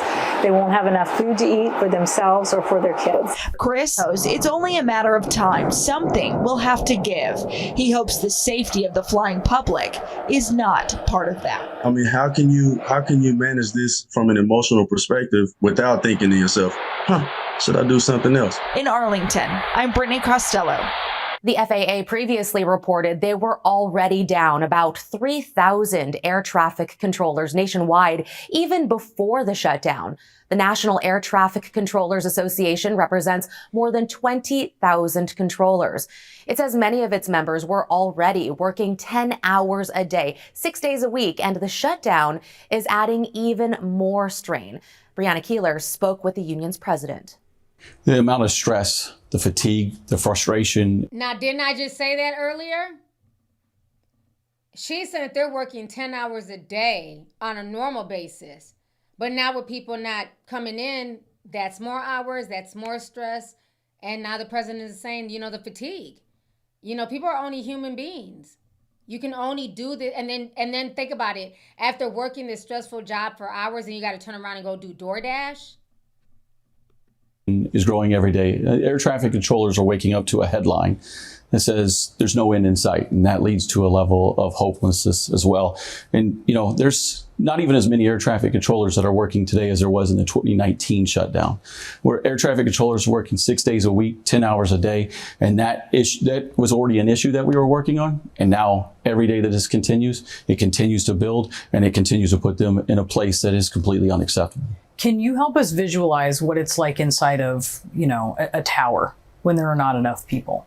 You start having one person take on multiple tasks where you would normally have that workload divided between controllers. They're going to go to work. They're going to do their job. They're going to keep everyone safe. But you have to start slowing down the number of aircraft that can go through it so one person can handle this level of complexity. This is the most high consequence job in the entire world. You're making 1,000 decisions, in just one rotation to ensure that aircraft move safely in and around the airport or in the sky. And every single time that they have to take on an additional level of responsibility amidst all these other issues is something we have to be concerned about and something we have to manage. What are the personal financial dilemmas that they're facing right now? We're not only seeing air traffic controllers already reporting, I have no money for gas and to be able to get to work. They're over 1 month at this point without a level of compensation for the amazing work that these patriots do day in and day out. But also on top of that, not having childcare. We're seeing air traffic controllers for their first time starting to resign. We have trainees that are resigning, and we have certified controllers. And we're getting reports of them resigning over the course of this past week. You've called for a clean funding bill. That's right? Yes, You've called for a clean funding bill. That at this point is the demand of Republicans in the White House as well. You were at the White House roundtable this past week on aviation, travel, and union leaders, and the White House has said they have no intentions to meet with Democrats until the government is reopened. Have you been able to speak to Democratic House and Senate, especially leadership, about what your folks need? We have, and our message has been consistent from the very beginning. One day of a shutdown was too much. Air traffic controllers cannot be used as a political pawn. And I can help everyone know the end of this story. People can't live without money. It's putting us in a position to, for an air traffic controller to have to not only deal with this profession, but then weigh going home and having to have the consequences of being at a home and trying to explain to your family that you're going to go into one of the most demanding jobs in the world and you don't know when you're going to get paid again. Our message is simple. Open the government, and it has to open now. That's the real issue, and that's the only way that this is going to be solved. You've been through this, time and again, and the threat of... Okay, so he's saying some real stuff. It's sad what's going on. This is bigger than just SNAP benefits, healthcare. I mean, again, everything is having a trickle-down effect. Everything. And I know a few people are asking, let me come back on the screen, child. Hold on. I know people are asking, can you tip the TSA people? From what I've heard, because there have been people who try to tip them, they'll get in trouble for accepting the tips. They're not supposed to take any tips from people. They can get in trouble because it could look like you're tipping them to allow you to bring a gun or something on the plane that shouldn't be on the plane. So even tipping is not an option at this point. So I think one of the things you can do, because I know a lot of these folks are going to food banks and pantries, is to donate food, send money to these pantries, volunteer. A lot of pantries use volunteers to hand out groceries. I will be doing some volunteer work around my city once I start feeling better. I think I had talked to the lady on the phone because she said I can drive people food, because there's some who can't get to the pantries, like if you're sick or you're older. So they also have a mobile pantry where you can collect food from the food shelf and then take it to people's houses. So I think that might work a little bit easier for me, just because I don't, I be getting recognized and stuff. So I don't want I don't want a debacle. I'd rather just be in my car and then go and bring people food. So I think I'm going to sign up for that. But there's different options. So definitely check around your city. They need people to deliver Meals on Wheels, food to people in bags and stuff like that. They can't make it. Or you can box too. So you can also box if you don't want to hand food out. So there's a lot of different things. You guys know, this whole summer, I worked the garden. A lot of the food that we did at the public garden a lot of that food was turned in, whatever we didn't sell at the farmer's market was sent to pantries. So a lot of the stuff that we grew this summer was sent to pantries and stuff around the Twin Cities. So, but now the gardening program is over because it's getting cold out here. So I'm going to be doing volunteer work then to supply food. So definitely do that if you guys can, if you have the time. But, I get it. Everybody doesn't have the time. People have to work and things like that. But if you have the time, definitely do that. Let's go ahead and find out what happened in Kentucky, because I didn't even know until you guys told me. So let me pull that video up. Let's find out what happened. This is just sad. Okay.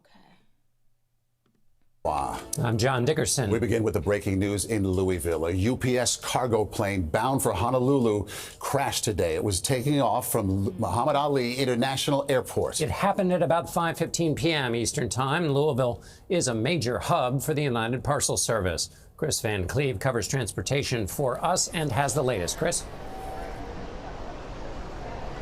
This was a 34-year-old MD-11 with 3 crew members, 2 pilots and a flight engineer on board. It appears something went catastrophically wrong as this plane was accelerating down the runway in Louisville. We're going to show you some video. It appears to show at least 1, possibly 2 of the plane's 3 engines on fire as it was in the process of taking off. whatever happened quickly. The plane did not stay in the air very long. It would have been loaded down with a lot of fuel, enough fuel to take it from Kentucky all the way to Honolulu. That's why you're going to see substantial fire that is burning just off the runway there at the Louisville airport. That airport is going to be closed during the immediate response to this. We understand there's about a 5-mile shelter-in-place order there because of the widespread fire debris. It looks to be stretched quarter of a mile, maybe a half a mile, all of it on fire. It came down in an industrial area. Semi-trucks are burning. A recycling center is in that area. This is scary. I really hope there's not like people who are working in those buildings. This is insane. And then imagine the people who are at the airport getting ready to fly out. Now all those people are going to be grounded and can't get, back home or wherever they're trying to go. Wow. Oh my God. As well as people who work in warehouses, the factories there that need to be accounted for. We don't know at this point how many people on the ground may have been in those businesses. We do understand 3 people were on that UPS flight, a 34-year-old MD-11, a converted airliner that's been flying for UPS since 2006. That's one of the workhorses of the UPS fleet. It's a 3-engine wide-body jet that they have been using for years. Now, certainly what will happen now, the National Transportation Safety Board and the FAA will send investigators. Spoke with the NTSB. They are gathering information. They're figuring out their plan.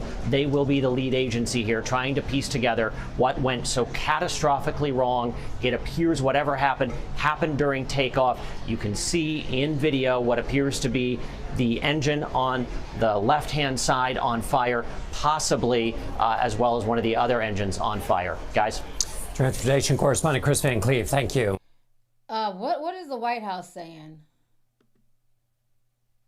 Have they spoken out yet? Let me.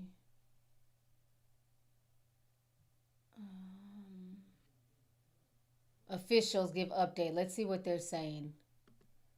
From Clark County, Indiana, because some of the smoke is going towards them as well. So they're making decisions. So if you live on the other side of the river, please make sure that you're paying attention. If there I can't hear anything. This is really low. Notifications that are going out over there, make sure you're paying attention to those as well. And there's a lot of numbers we're getting from the. Yeah, I can't hear what it's. I don't know. It's like the volume is super low or something. This is insane. Right, anybody else? Yeah. Okay, so 3 fatalities, 11 people injured so far, but it's expected to get larger. Information we can confirm on their status. From the videos that I've seen, I'm very concerned for them. But again, I'm still praying because I've seen people make it out of things in these last 6 years that I didn't think were possible. We'll have more information soon, and we'll also want to make sure before we confirm anyone specific is deceased that we've talked to their family, who deserve to hear that information first. This is insane. Look how that fire has spread. And if these people were working in these warehouses, they had no idea this plane was, going to dump gasoline and, oh, wow.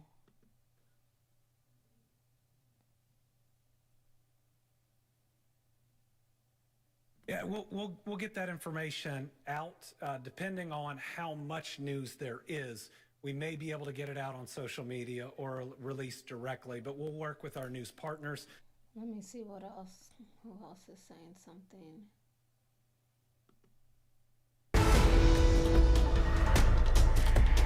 Welcome back. We are still following the latest out of Louisville, Kentucky. The FAA confirming a short time ago that a UPS flight crashed after departure from the Muhammad Ali International Airport.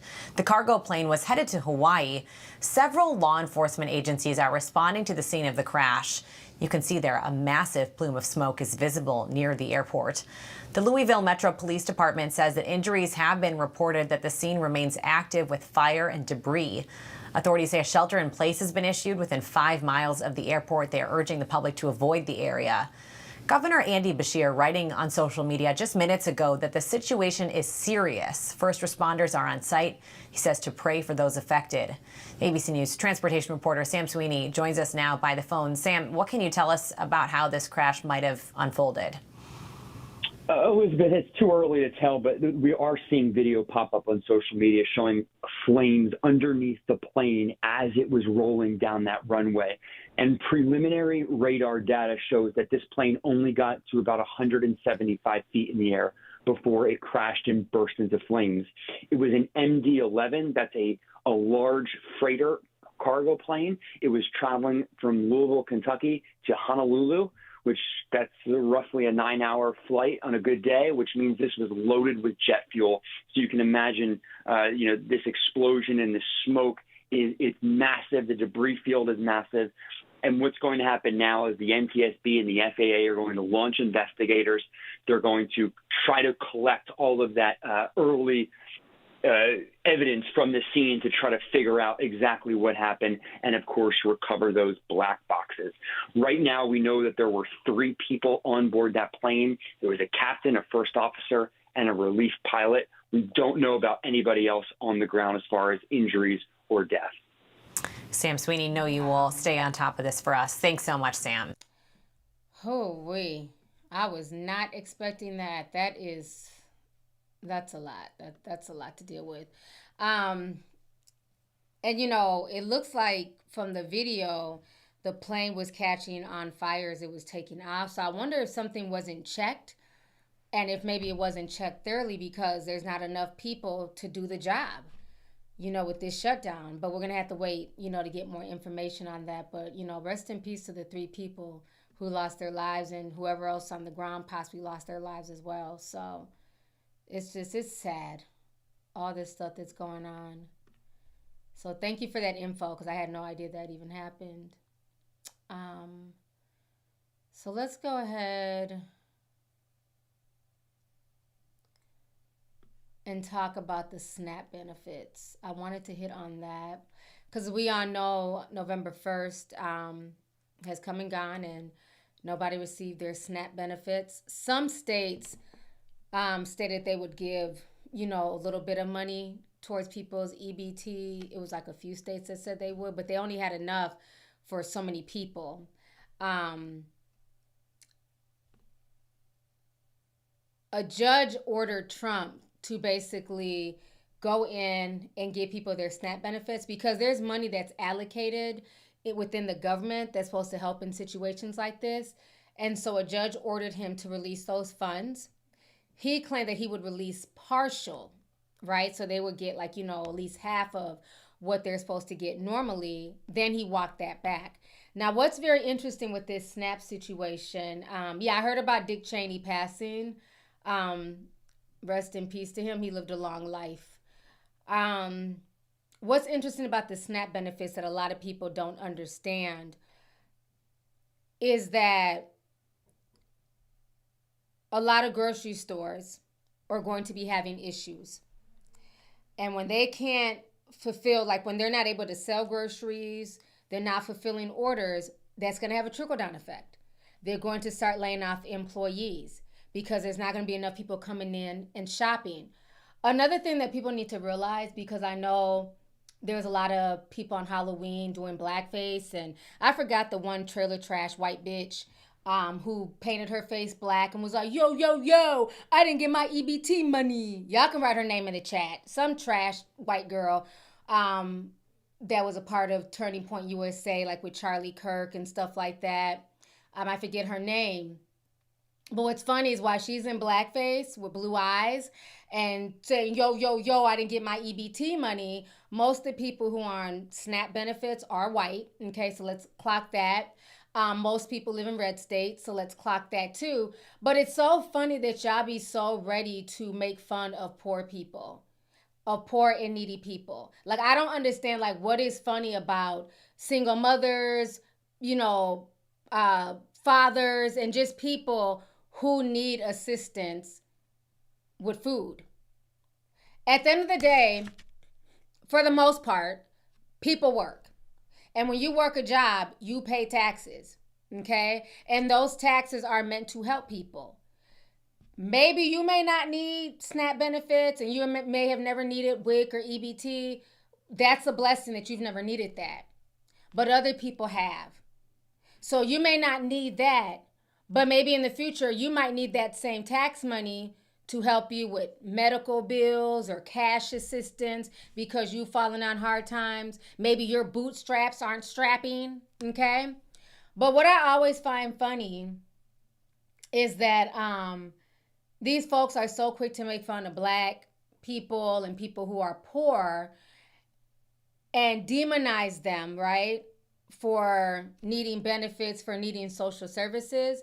But do you notice they never demonize the corporations who also get corporate welfare, who also benefit from EBT? See, folks don't want to have that conversation because it's easier to just demonize the single Black mom and say, why you on your, sixth child by your fifth baby daddy?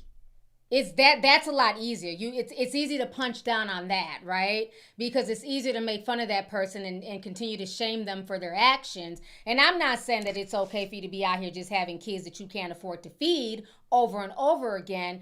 But again, it's a lot easier to do that than to say that, isn't it interesting that when people go to apply at Walmart, Kroger's, Bilo, Cub Foods, and all these other grocery stores, if you notice when you're filling out your application, it asks you if you're receiving any type of aid.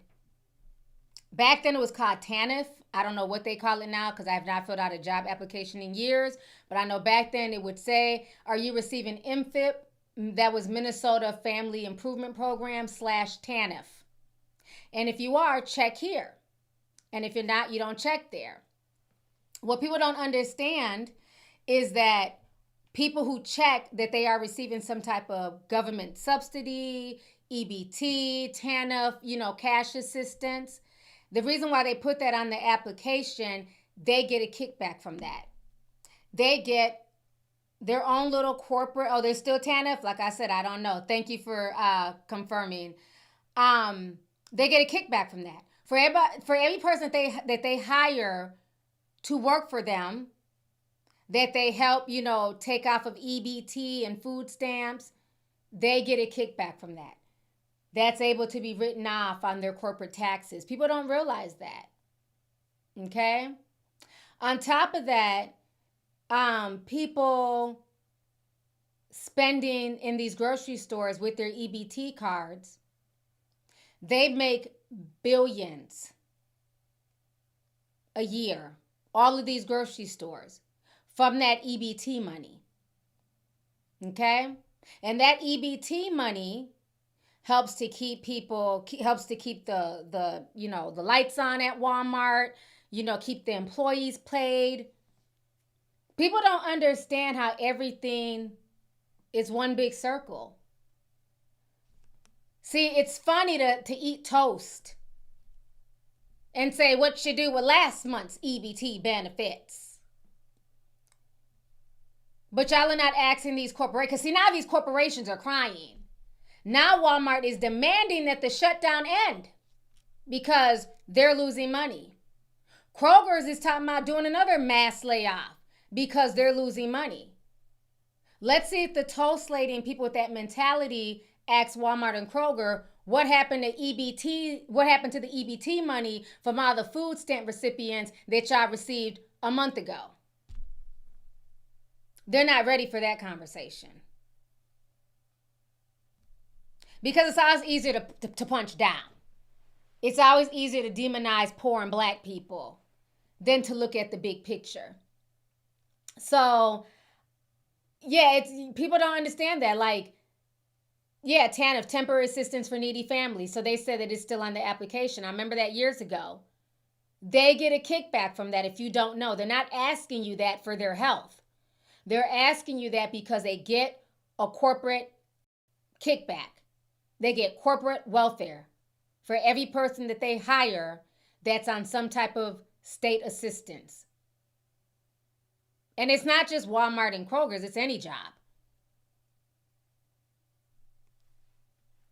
So Let's go ahead and watch some of these videos about the SNAP situation here. Sorry if I'm going off. I'm just saying. It's just frustrating. Especially when I seen that bullshit video of that girl, and people just thought it was just so funny. It's like, whatever. I didn't think it was funny at all. But it's like they can always play little games like that and throw shade, and it's okay. But they never had that same energy for other communities. They wouldn't dare crack jokes on other communities.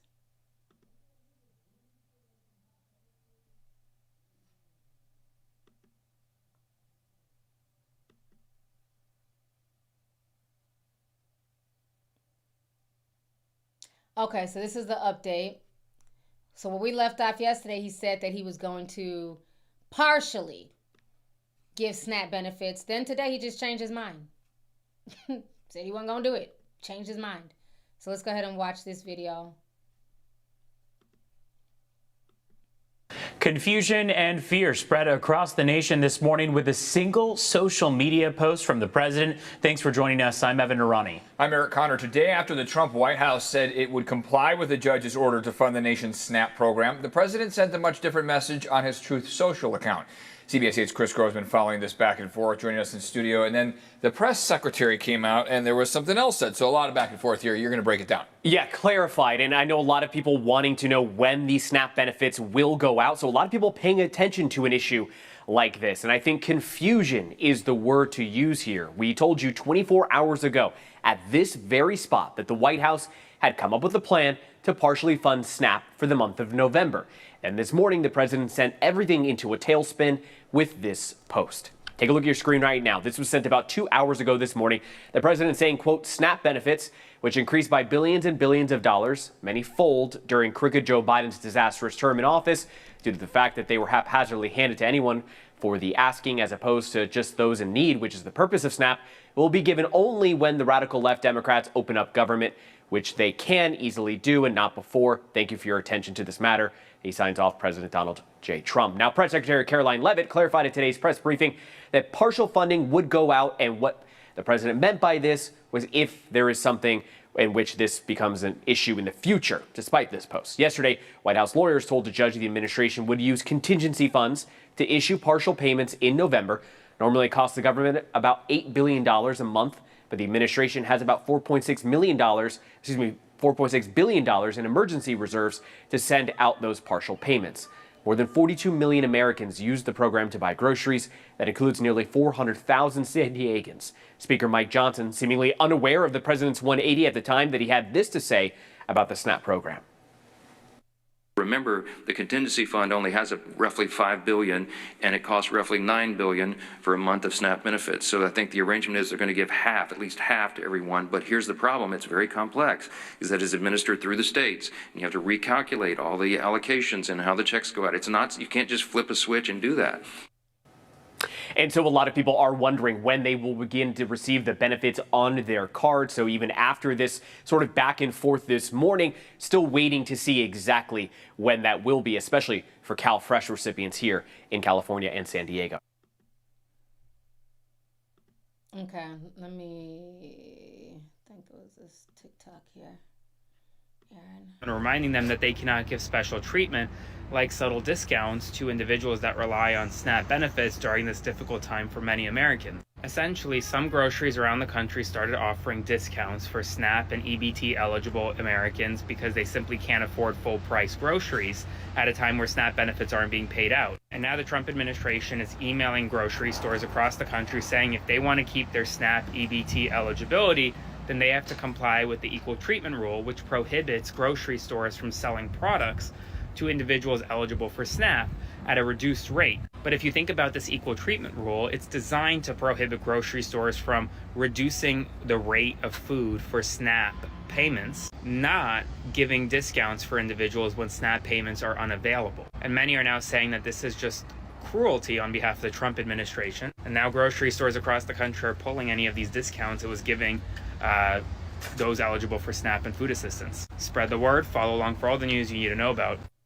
We have some news right now. The Trump administration is emailing grocery stores across the country, telling them and reminding them that they cannot give special treatment, like subtle discounts, to individuals that rely on SNAP benefits during this difficult time for many Americans. Essentially, some grocery... So that's what, Aaron. That's what Aaron was saying. I wanted to play that real quick because that was another controversy as well, is that a lot of grocery stores were willing to like help people out and say, hey, if you need help and you're on SNAP, we'll give you a discount, this and that. Because again, these grocery stores are also very dependent on this money. That is how they keep their lights on. You know, people want to talk all this shit about welfare recipients, but their money spends too, okay?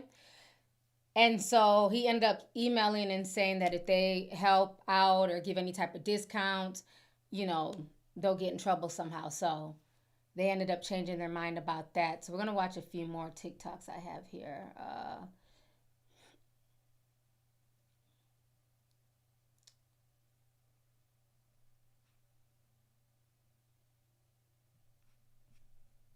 Let me see.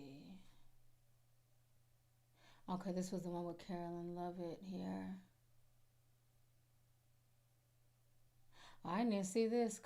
Hopefully it's not AI. Kamala has something to say about it too. If you ever needed, can you help clear up something? Okay, this is the press conference that she had earlier today about the SNAP benefits. Let me switch this here.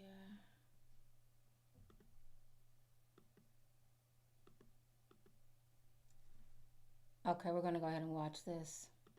Confusion about SNAP benefits because the president just posted that they will only be given out when the radical left Democrats open the government and not before. But just yesterday, the administration said it would comply with a court order to expend the full amount of SNAP contingency funds by end of business day yesterday. So did the administration distribute that money or defy that court order? No, the administration is fully complying with the court order. I just spoke to the president about it. The recipients of these SNAP benefits need to understand it's going to take some time to receive this money because the Democrats have forced the administration into a very untenable position. We are digging into a contingency fund that is supposed to be for emergencies, catastrophes, for war. And the president does not want to have to tap into this fund in the future, and that's what he was referring to in his Truth Social post. So the Department of Agriculture, as for the latest SNAP payment in the judge's order, put out guidance to states today on how to get that money to the recipients of SNAP.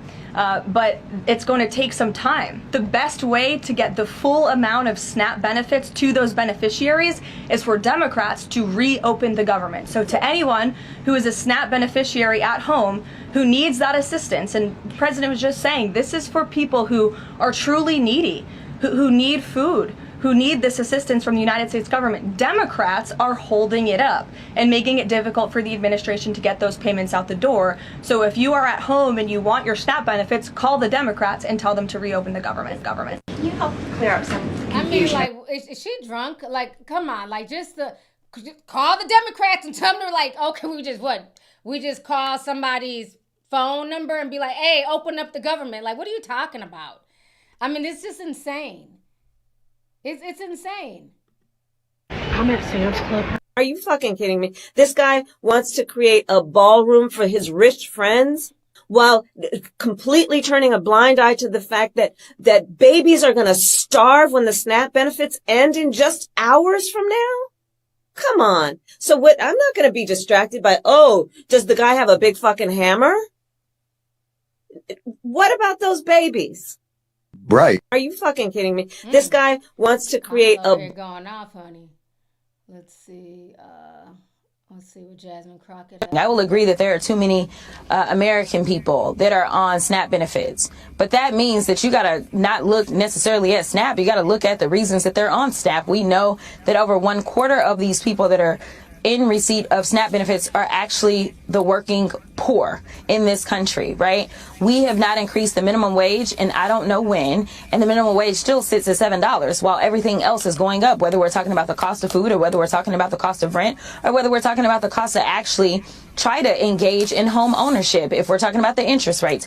And we know that under the failed leadership of this administration, this country has seen a loss of 1 million jobs, and that's just in the first few months. He's not even had a full year. So no, we need to work on economic policies that will put people into a position in which they are not the working poor.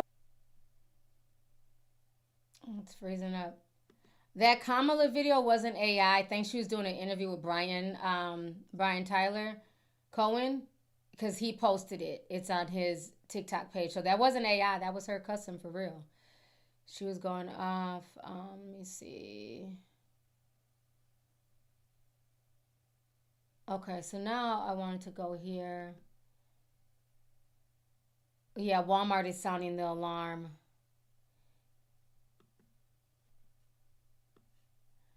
Come on, TikTok. Why are you doing this? Hold on. Let me see if I can refresh it. Hold on.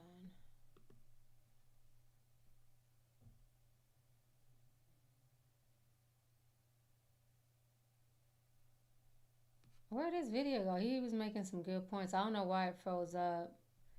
Let's see what he says here. Walmart demanding. Oh, yeah, okay.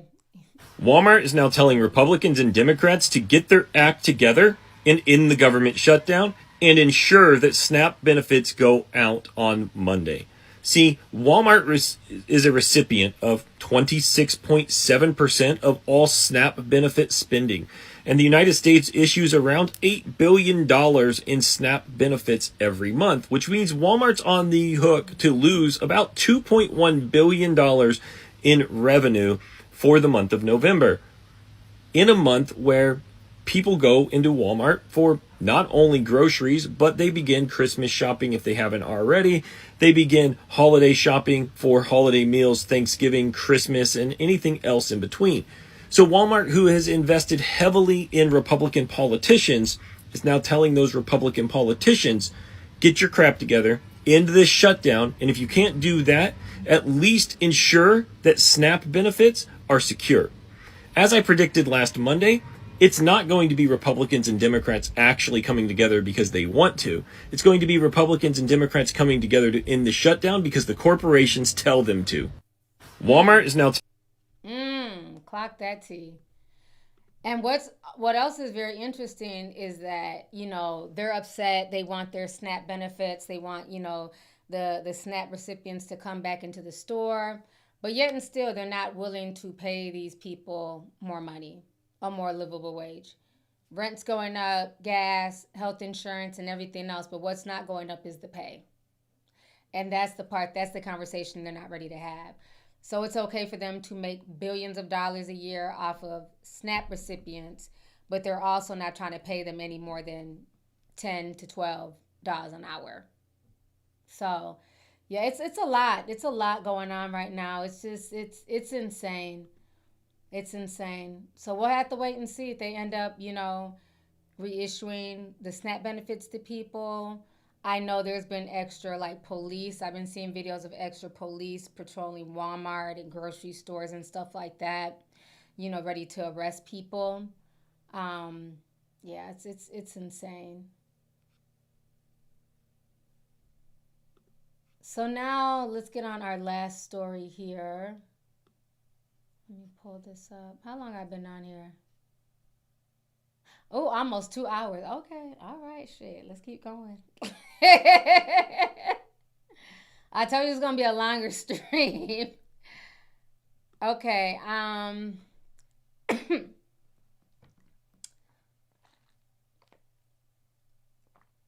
We got to talk about Nicki Minaj. Nicki Minaj, honey. She has some type of weird relationship with the administration here. So, out of nowhere, Trump decided Sunday that he is ready to basically go into Nigeria. He's saying that Christians are being killed. Let me see if I can pull up his exact tweet and all that stuff. Give me just a second. Like, this was just, I wasn't expecting this on Sunday when this happened. It's 2 days ago. All right. Let me share my Instagram page with y'all real quick here.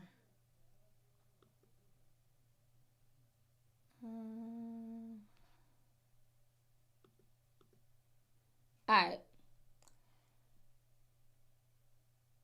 Somebody posted this.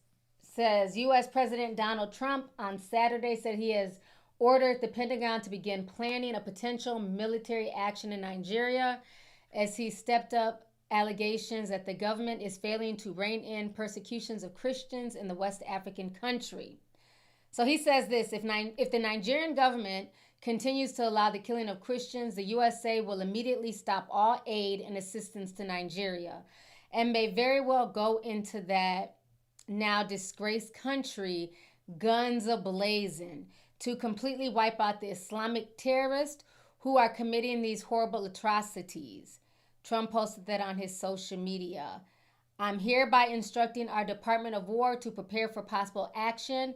If we attack, it will be fast, vicious, and sweet, just like the terrorist thugs that attacked our cherished Christians. Y'all know I had something to say. But yeah, so that's what he said. But we're going to go on ahead and focus on what Nicki had to say, okay? So Nicki, she was getting drugged on social media. A lot of people were really upset. Nicki Minaj dragged online after thanking Trump for threatening military violence in Nigeria. So Nicki reposted him. She says this.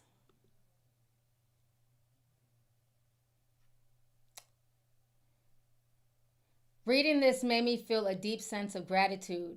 We live in a country where we can freely worship God. No group should ever be persecuted for practicing their religion. We don't have to share the same beliefs in order for us to respect each other. Numerous countries around the world are being affected by this horror, and it's dangerous to pretend we don't notice. Thank you to the president and his team for taking this seriously. God bless every persecuted Christian.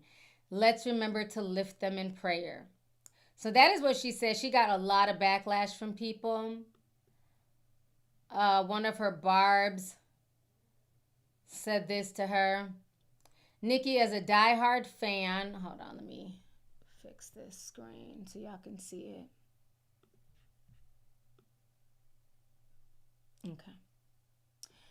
They said, Nicki is a diehard fan who genuinely sticks beside you through every single scandal. You cozying up to this fucking loser, I might actually have to tap out.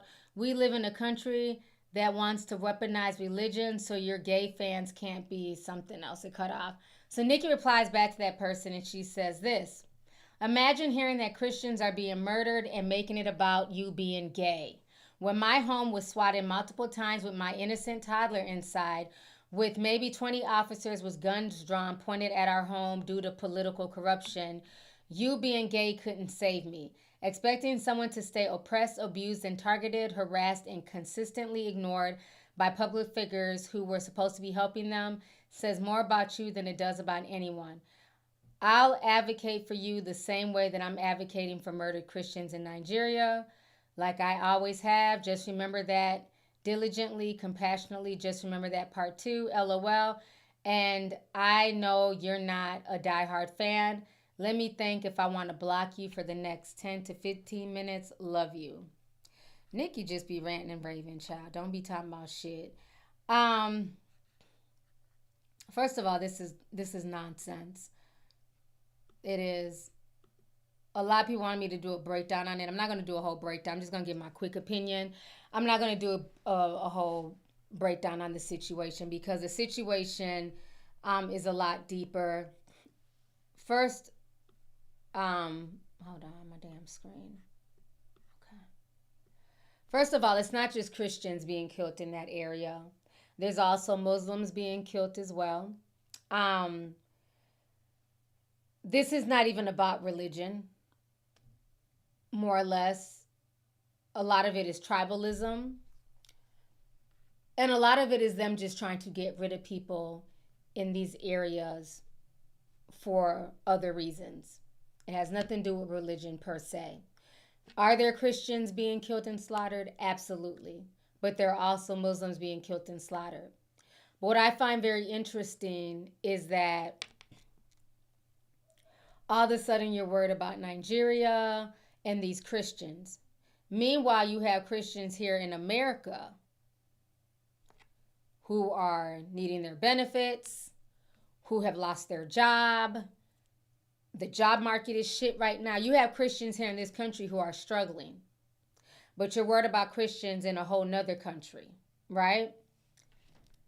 On top of that, let's not forget there's also a war brewing in the Caribbean, in Venezuela. Now, I don't know if you guys realize this, but Russia has made Putin, Russia, they've now made their appearance. And guess who they're siding with? Venezuela. He claims that he's in Venezuela because of all this drug trafficking. All these drug dealers are trafficking drugs, and he's trying to stop it. He's already killed about 9 Venezuelans, so-called drug traffickers. Okay? So keep that in mind. Let me see, I have this. So let's deal with Venezuela. We're going to come back to Nigeria. We're going to take a trip around the world real quick here. So let's deal with Venezuela real quick. Let me share my screen.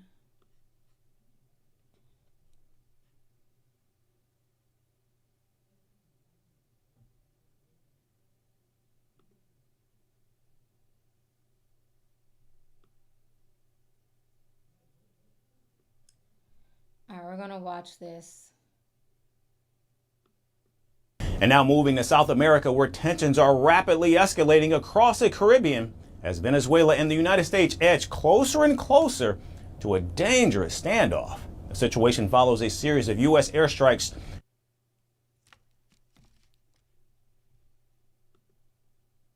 Sharp political statements from Washington and Caracas, and Venezuela's close ties with Russia that are once again coming into sharp focus. President Nicolas Maduro said Venezuela and Russia maintain ongoing military cooperation despite growing tension between Caracas and Washington.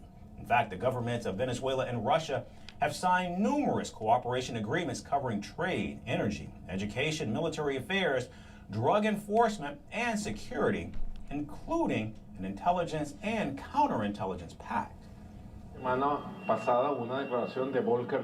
We have daily, ongoing communication with the Russian government on all issues, as we have many projects in development.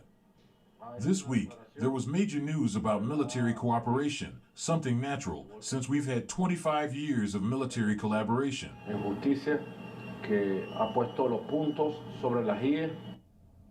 After years of collaboration, Moscow now plays a crucial role in strengthening Caracas's defenses.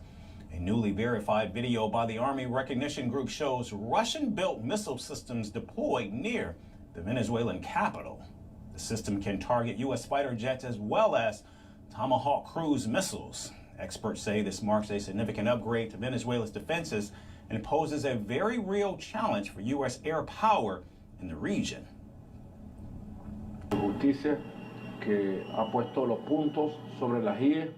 A huge number of Venezuelan cadets and officers have trained in Russia, and many Russian officers have come to Venezuela. This cooperation has been calm, steady, and very fruitful, and it will continue. Now, in typical Russian fashion, the Kremlin is urging calm, all the while providing defense systems to Caracas. Russia's TASS news agency reported Moscow's call for restraint in U.S.-Venezuela relations, even as militaries of both nations appear to be edging closer and closer to a confrontation. Venezuelan President Nicolas Maduro, in his weekly address on Monday, praised the UN Human Rights Commissioner for condemning recent U.S. airstrikes in South America. The UN official has labeled the strikes carried out on alleged drug traffickers as unacceptable and a breach of international law. The UN High Commissioner for Human Rights, Volker Turk, has said that airstrikes by the United States of America on boats in the Caribbean and in the Pacific violate international human rights law. These attacks and their mounting human cost are unacceptable. Maduro hailed the statement as a step forward for international justice, saying the world needed a rights chief who defended global norms and challenged crimes threatening the Caribbean. This is the kind of UN human rights chief the world needs. He is someone who defends international law, human rights, and stands against crimes like these that threaten the lives of Caribbean peoples and, most seriously, the peace and stability of our region. However, the irony of Maduro's statements did not go unnoticed. Just months earlier, Venezuela's National Assembly had declared the same UN official persona non grata after he criticized alleged detentions and disappearances under Maduro's rule. Yet this week, Maduro aligned himself with the UN official's words as Washington faces mounting criticism for its expanding military campaign. Now, according to U.S. officials, the strikes in the Caribbean and Eastern Pacific aim to dismantle drug networks. And at least 15 U.S. attacks have destroyed 14 boats and killed more than 60 people. Regional governments have accused Washington of conducting extrajudicial killings without offering proof that the victims were, in fact, smugglers or even posed a threat to the United States. I don't see this as a coincidence. No, sir, I see this as a great moment. This is causality. The people of Venezuela do not deserve to be under the threat and criminal siege of U.S. imperialism. President Donald Trump, in a 60 Minutes interview, which aired on Sunday, downplayed talk of war, but did warn that Maduro's days were numbered. And when asked if the U.S. would actually go to war with Venezuela, Trump replied, quote, "I doubt it. I don't think so," end quote. The Caribbean sits on a knife's edge with Russian missiles on alert, U.S. warships on patrol, and both leaders trading threats. The world now watches closely, wondering which will come first, diplomacy or detonation. On the facts. All right, let me come back on the screen here. So it is a lot. It's a lot of stuff we've been talking about, like on Discord. It's a lot going on geopolitically. But I wanted to play that for y'all so y'all can understand there's a lot of distractions, a lot of things that are going on. Now, one of the things I always tell y'all is to follow the money trail. Follow, there's more than meets the eye. So they're claiming that they're going to Venezuela to get rid of the drug dealers and all this and that. But if you understand anything about Venezuela, they have a lot of oil. And right now, there's like a arms race for oil, minerals, things to take us into the 21st century, especially with AI. I talked about this in the last video that I put out. There's a race to get these chips for the semiconductors, just different minerals and things like that. My issue is this, that with this whole Nigeria situation, this is just a smoke screen, okay? If there's any Nigerians in the house, shout out to all my Nigerians, no matter what tribe you're from, Yoruba, Igbo, Hausa. I know a lot of us watch Very Dark Man, right, on Instagram. Now, a few months ago, I talked about, I think somebody sent me a super chat because we ended up discussing it. And y'all were asking me about Very Dark Man when he was out there in the Benue area.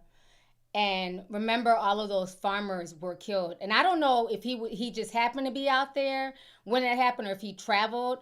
I'm not sure. But this happened like around June or July. Do you guys remember that for the Benue state killings? That happened this past summer. We kind of talked about it. Okay.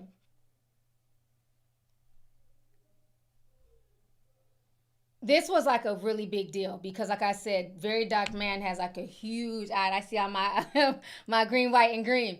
He has a huge following. You know what I'm saying? Like I think all the Nigerians around the diaspora follow him, right? So he was there, and what happened is that over, I believe, like 160 people, they were killed overnight. Like militia, Fulani herdsmen, they came in, they were killing them, setting people on fire. So when he went the next day, he was walking through and you're like seeing dead bodies, burnt bodies. It was so sad. You know what I mean? And, you know, he was there to like report live. Like people lost their whole families. Okay. This was just a few months ago. So how come when the Benue State killings happened in June, where was Nicki? Where was Trump? Why was that? You know what I'm saying? Like, that's the thing that's annoying, because it's like, where did all this just come from 2 days ago? They've been out there killing people. They've been killing Christians. They've been killing Muslims. And then you got to ask yourself, where are all these people getting the firepower, the guns? Who is backing these militias that are killing these farmers and these innocent people? They're going in, slaughtering men, women, and children. Yeah, it's a lot. I can't really just show you. Let me see if I can show you something that's not graphic. Okay, because First Post reported on it. It wasn't reported here. Like First Post, Weon reported on it, but like I said, we all got it firsthand because we follow a very dark man. So he was talking about it on as it was happening. But let me take y'all back to June. First Post posted on it. So let's watch this real quick here. So y'all can get an idea of like what happened during this whole massacre.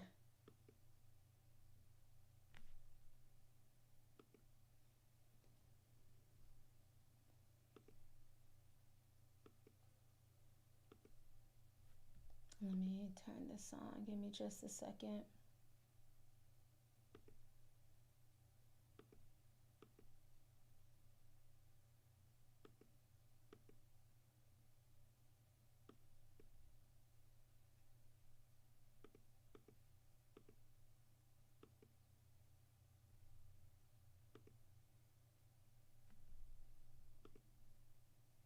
In central Nigeria, according to eyewitnesses. Okay, let me pull up the video. I'm sorry. It was like acting frozen. Let me know if y'all can't hear it. It should be playing though through my earpods, but let me know if y'all can't hear it. Okay. As the attack lasted for over 5 hours, gunshots rang out throughout the night. And in a gruesome turn, many victims were locked inside their homes and burned alive. Now, many residents remain missing and the community is grieving massive loss. Fired for almost 5 hours. They met a stiff resistance here from the police. Immediately when they met the resistance, they moved towards Yelota New Market. There they slaughtered more than 100 persons. The incidents lasted for more than 5 hours. They burnt some of our community members in stores there. There are some stores that are housing more than 50 persons. All were burnt down. The attack. So this was just June 16th. Put a teacup if you've never heard of this situation. I'm sure many people never heard of this situation. This was just in June. If you've never heard of this whole attack that took place.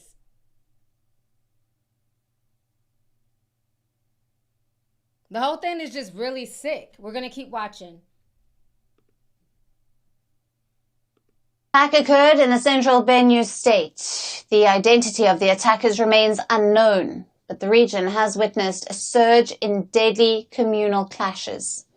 Such violence is common in Nigeria's north and middle belts, where Muslim Fulani herders and Christian farmers routinely clash over land and water access. Farmers accuse Fulani herders of destroying crops, while the herders claim that grazing rights under laws that date back to 1965. Witnesses claim that Fulani herdsmen were responsible for this attack, targeting rural Christian communities. Some villagers have returned to charred ruins to find the burned bodies of their loved ones. I was told that my wife tried escaping with one of her children, but she was shot in front of the door where she fell, and they butchered her. So when I came in the morning, I identified her by a piece of wrapper that was left from what she wore because she was completely burnt. I picked her and the child that was with her and went to bury them. The other 3 children I could not find because so many children were burnt beyond recognition, and I could not differentiate mine.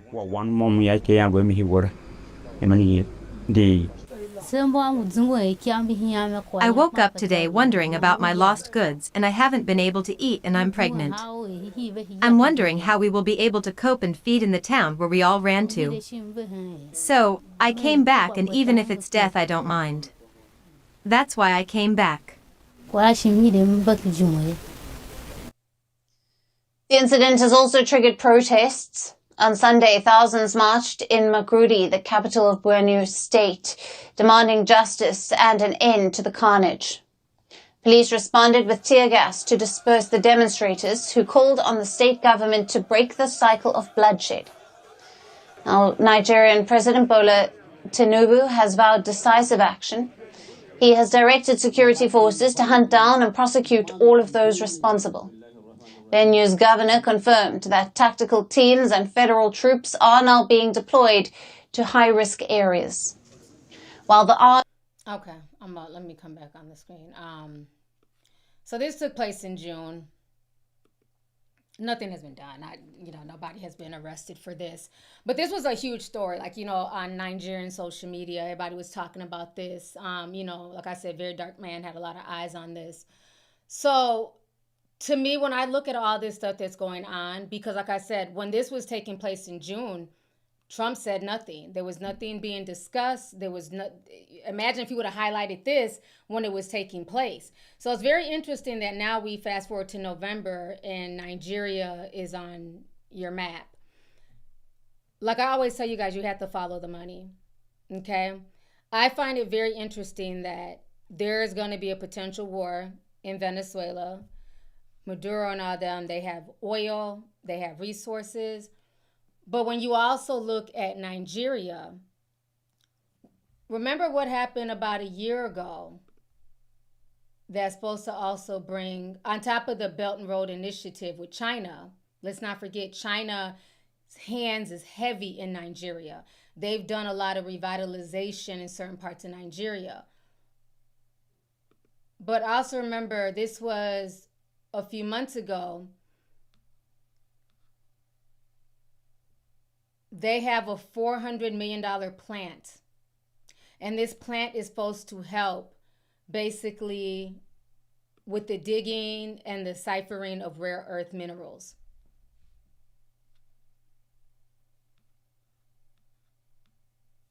Because in that area, there's a lot of rare earth minerals in that part of Nigeria. Let me share this with you guys. For the people who want to cuss me out on Instagram and tell me to shut up.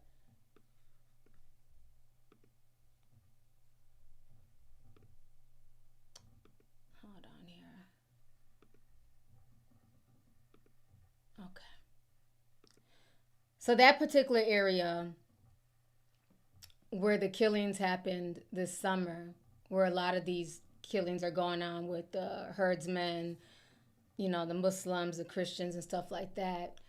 That area is very rich in rare earth minerals. Montazite sand, which contains elements such as cerium, lanthanum, I can't pronounce all these names, but y'all see the damn minerals here, okay? And so there has been like a race to start developing plants and things out there in Nigeria to be able to get these rare earth minerals because, again, we are moving into past the 21st century. AI, whoever wins the AI arms race is really going to control humanity at this point. And so, just recently, remember Trump was meeting with Xi Jinping, the president of China, because he's trying to get access to rare earth minerals. Okay? China has built a lot of really close relationships in Africa with a lot of African nations because they've taken money, they've put it into places like Nigeria and other countries. They have the Belt and Road Initiative, which has built roads and bridges, and it's supposed to bring Africa into the 21st century. China has put a lot of money into Nigeria. And so he's trying to work with Xi Jinping to try and get rare earth minerals. On top of that, also around the time that, I don't find this to be a coincidence. Remember that attack happened on June 16, 2025 in Benue State. In the same area, they also plan to build the $400 million mineral plant.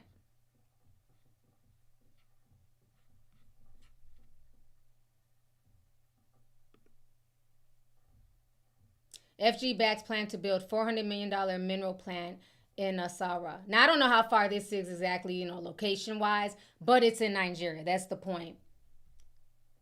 I think I have the video here. Yeah. So let's go ahead and watch this real quick.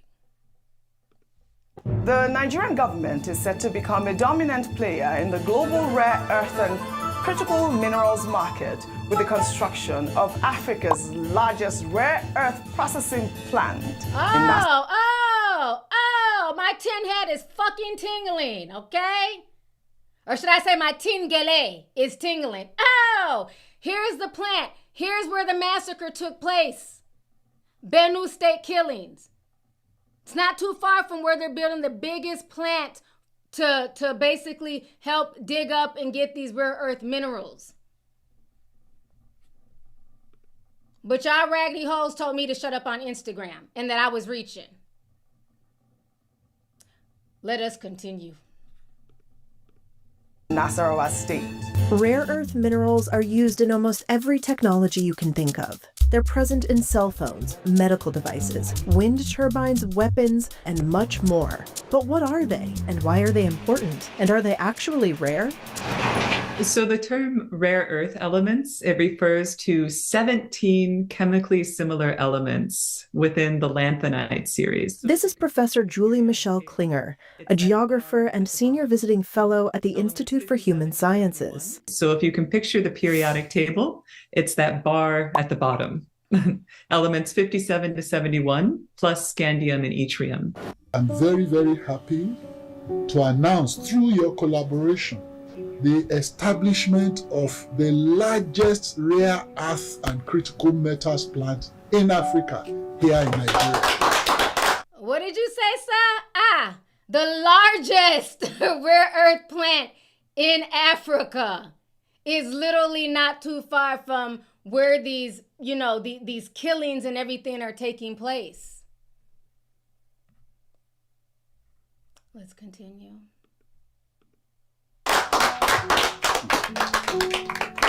This is a $400 million investment, and I'm very, very happy on behalf of the president of this country of $400 million investment. Y'all know where that money coming from. Cause it's my best friend. She a real bad bitch. Got her own money. She don't need China and Russia. Mainly China. Remember, before Prigozhin was shot down allegedly by Putin, remember he was really instrumental in helping in Burkina Faso to get the French people out of there. Remember, they were running with Russian flags and everything else. Russia and China got a chokehold in Africa. And America don't like that. Okay? They don't like that. Let's continue. a ministry of the people of this country for the interest shown by your organization in this critical sector of our economy, and even by the patriotic fervor that you have displayed and manifested, which is very encouraging to us, and which also tells us that our policy is right on Hastings point. currently operates a 6,000 metric ton facility. The new plan will add 12,000 metric tons, bringing the total installed capacity to 18,000 metric tons per year. The plant will process rare earth elements and platinum group metals, which are vital for high-tech industries, renewable energy, and defense applications. The project is expected to create over 10,000 jobs nationwide, enable skills transfer, and foster technology adoption. It is also seen as a cornerstone of Nigeria's broader strategy to diversify its economy and increase the mining sector's contribution to GDP. The federal government, through the Ministry of Solid Minerals Development, has pledged full institutional backing for the project. The initiative is a direct result of recent reforms. 6,000 metric ton per annum capacity for rare. I know these Nigerian news videos, they just be clipping stuff together, but y'all get the idea, okay? And shout out to Future 5001. He said, yes, is right, okay? So this is what's really good. Like I always say, you just got to follow the money. Nobody just wakes up one day and just starts trying to threaten, Nigeria with war, because all of a sudden now they care about these Christians being slaughtered. Like I said, that entire situation took place June 16th. And then literally a week later, they're announcing the largest rare earth mineral plant in Africa. It's in Nigeria, not too far from Benue State. Okay? Again, if they're so worried about genocides that are going on, and the killings that are going on are messed up. Like, don't get me wrong. It's fucked up what's going on. Okay, in Nigeria, innocent people losing their life.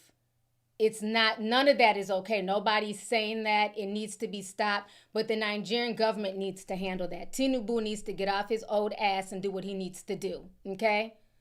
So, my issue is, Trump is talking like he's coming in to genuinely save the Nigerians, the Christians, and this and that. And that's not what it is. Because if they're so concerned about a potential genocide, what about the genocide that's happening right now in Sudan?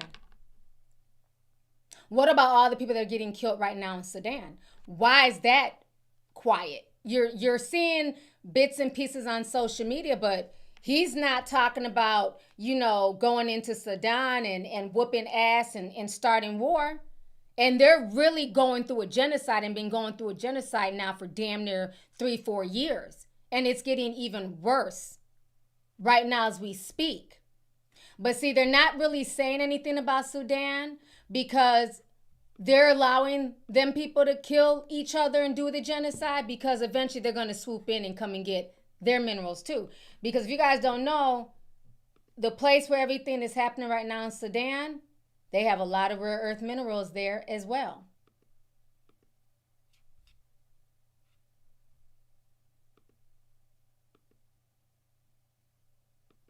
Trying to find the article I had.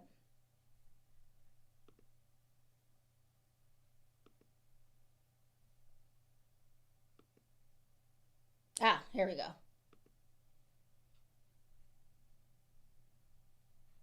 So I believe this is why a lot of people are quiet. A lot of the countries who can do something, they're going to step in once. This is a gold mine in northern Sudan. Let's go ahead. I told you I'm going to take y'all around the world. We done went from Venezuela to Nigeria. Now we're going to go to Sudan real quick before I get up out of here.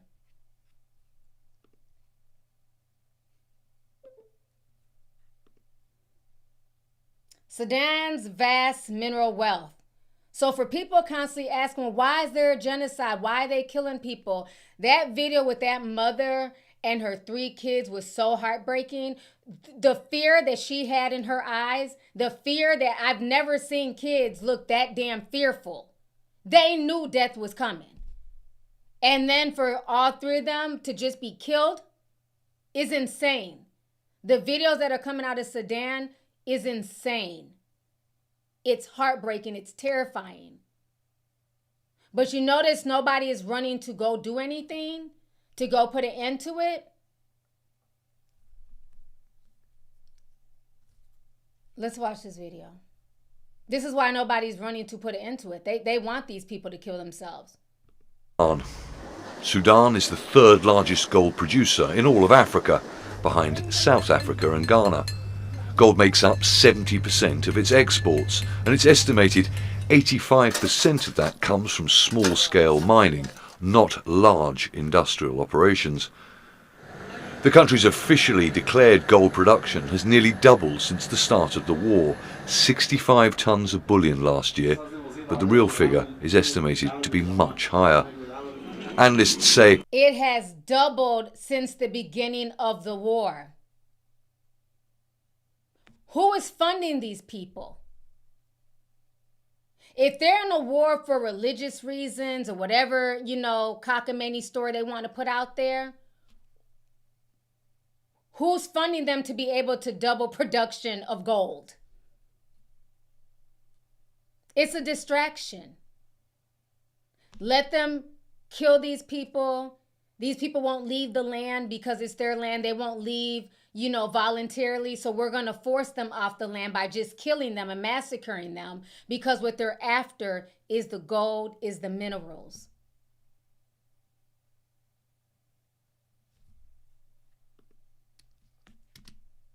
Most of the illicitly exported gold is smuggled abroad by the paramilitary RSF.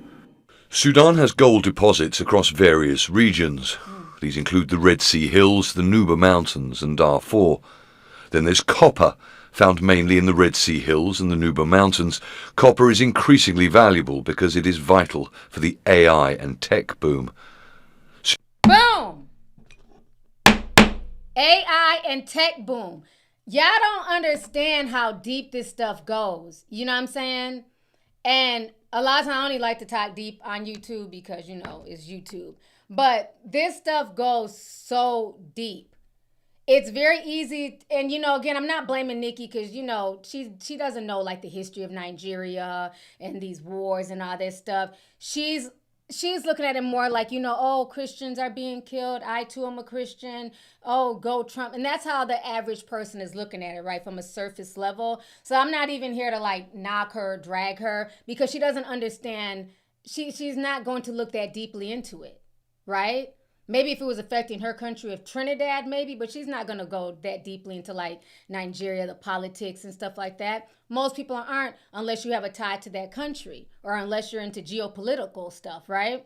But that's what I want y'all to understand, that all of this stuff that's going on globally, all of this evil, demonic shit that's going on is because there's literally an arms race for minerals, gold, copper, like they said, because AI is what's destined to take over the world. Every country right now, well, the big superpowers, they're in a race. They're in an AI arms race. And America is very far behind right now. China is winning. Why do you think they went and did all that stuff that they did? Oh my God, what is his name? With Marco Rubio.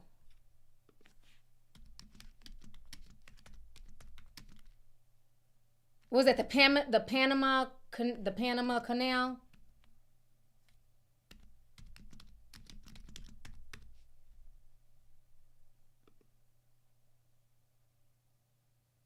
Okay, it was.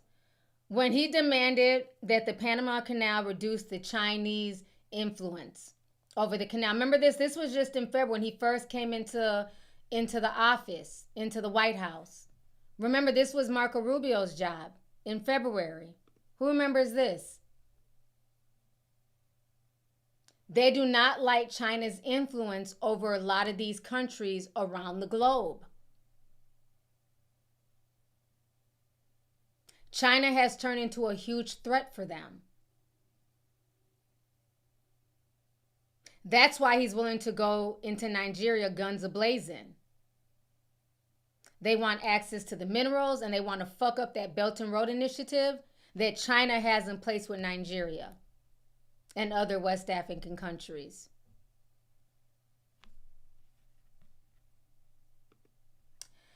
So, yeah, it's a lot. It's a lot. It's sad. It's sad what's going on, you know.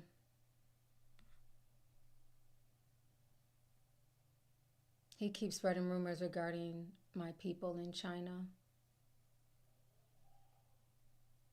Somebody says, don't forget he wants Greenland and Denmark as well. That's true. R. Wilson says, China's technology is years ahead of the U.S. It is. Never been, but I remember when I was on Red Note. Blew me away. I had no idea. They were showing shit, all types of mini robots, and China is light years ahead of us. Their train station, I've never seen nothing like it.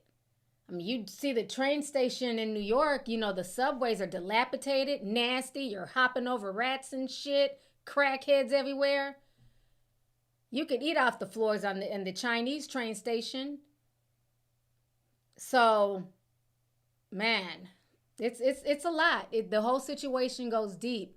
But he's not trying to save Christians in Nigeria out of good faith and out of, helping, the fellow Christians of that country. Because if you're not even helping Christians in your own country, if y'all are sitting here for Halloween having a great, the Great Gatsby party. Did y'all see the party they had for Halloween? Food and drink and all types. I mean, they had it looked like something out for the Hunger Games. See if I can pull that up. Had a good old funky time.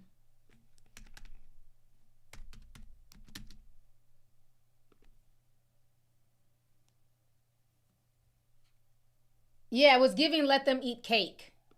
I don't know if y'all saw this. This was the party that happened. Let me pull this up here. I hope we don't have music, but let's. Okay,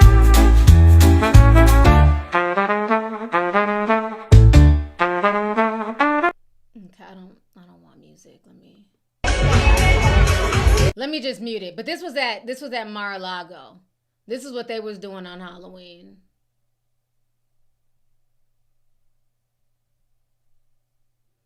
All the rich folks having a good old funky time.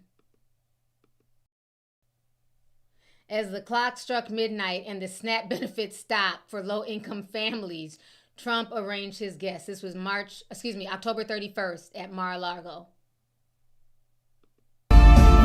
Yeah, it's playing music. I don't want to play music. Everybody looks good, dressed to the nines. I'm like, what in the Hunger Games is going on here?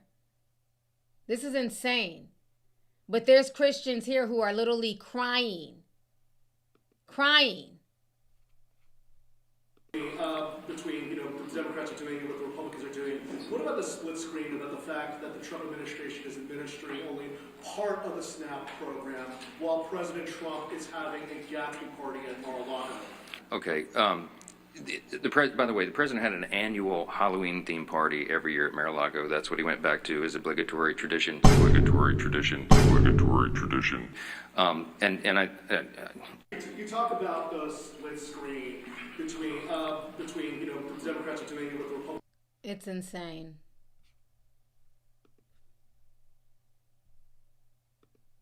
So y'all see that? How are you worried about Christians in Nigeria, but you got Christians here who are going through it, who are not getting their benefits, who are out of work, and you don't care.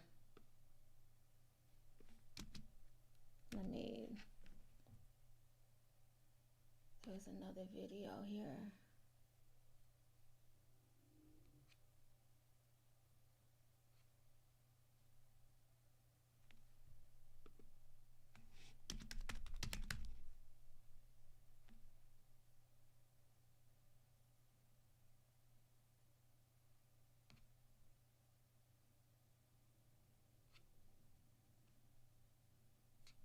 It was a video I saw earlier of this lady. She was getting interviewed on the news.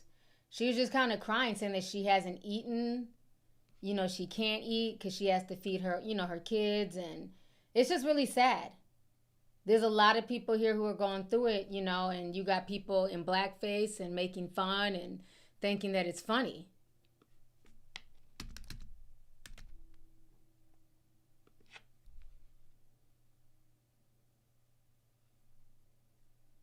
I'm trying to see, yeah. Lost the video.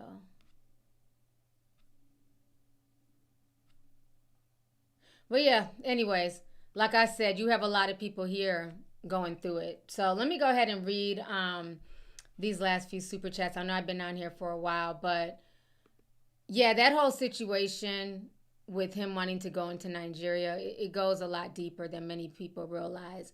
It's not being done out of goodwill. Just like with the situation in Venezuela, it's not about the drug dealers. You always got to follow the money trail. Always got to follow the money trail.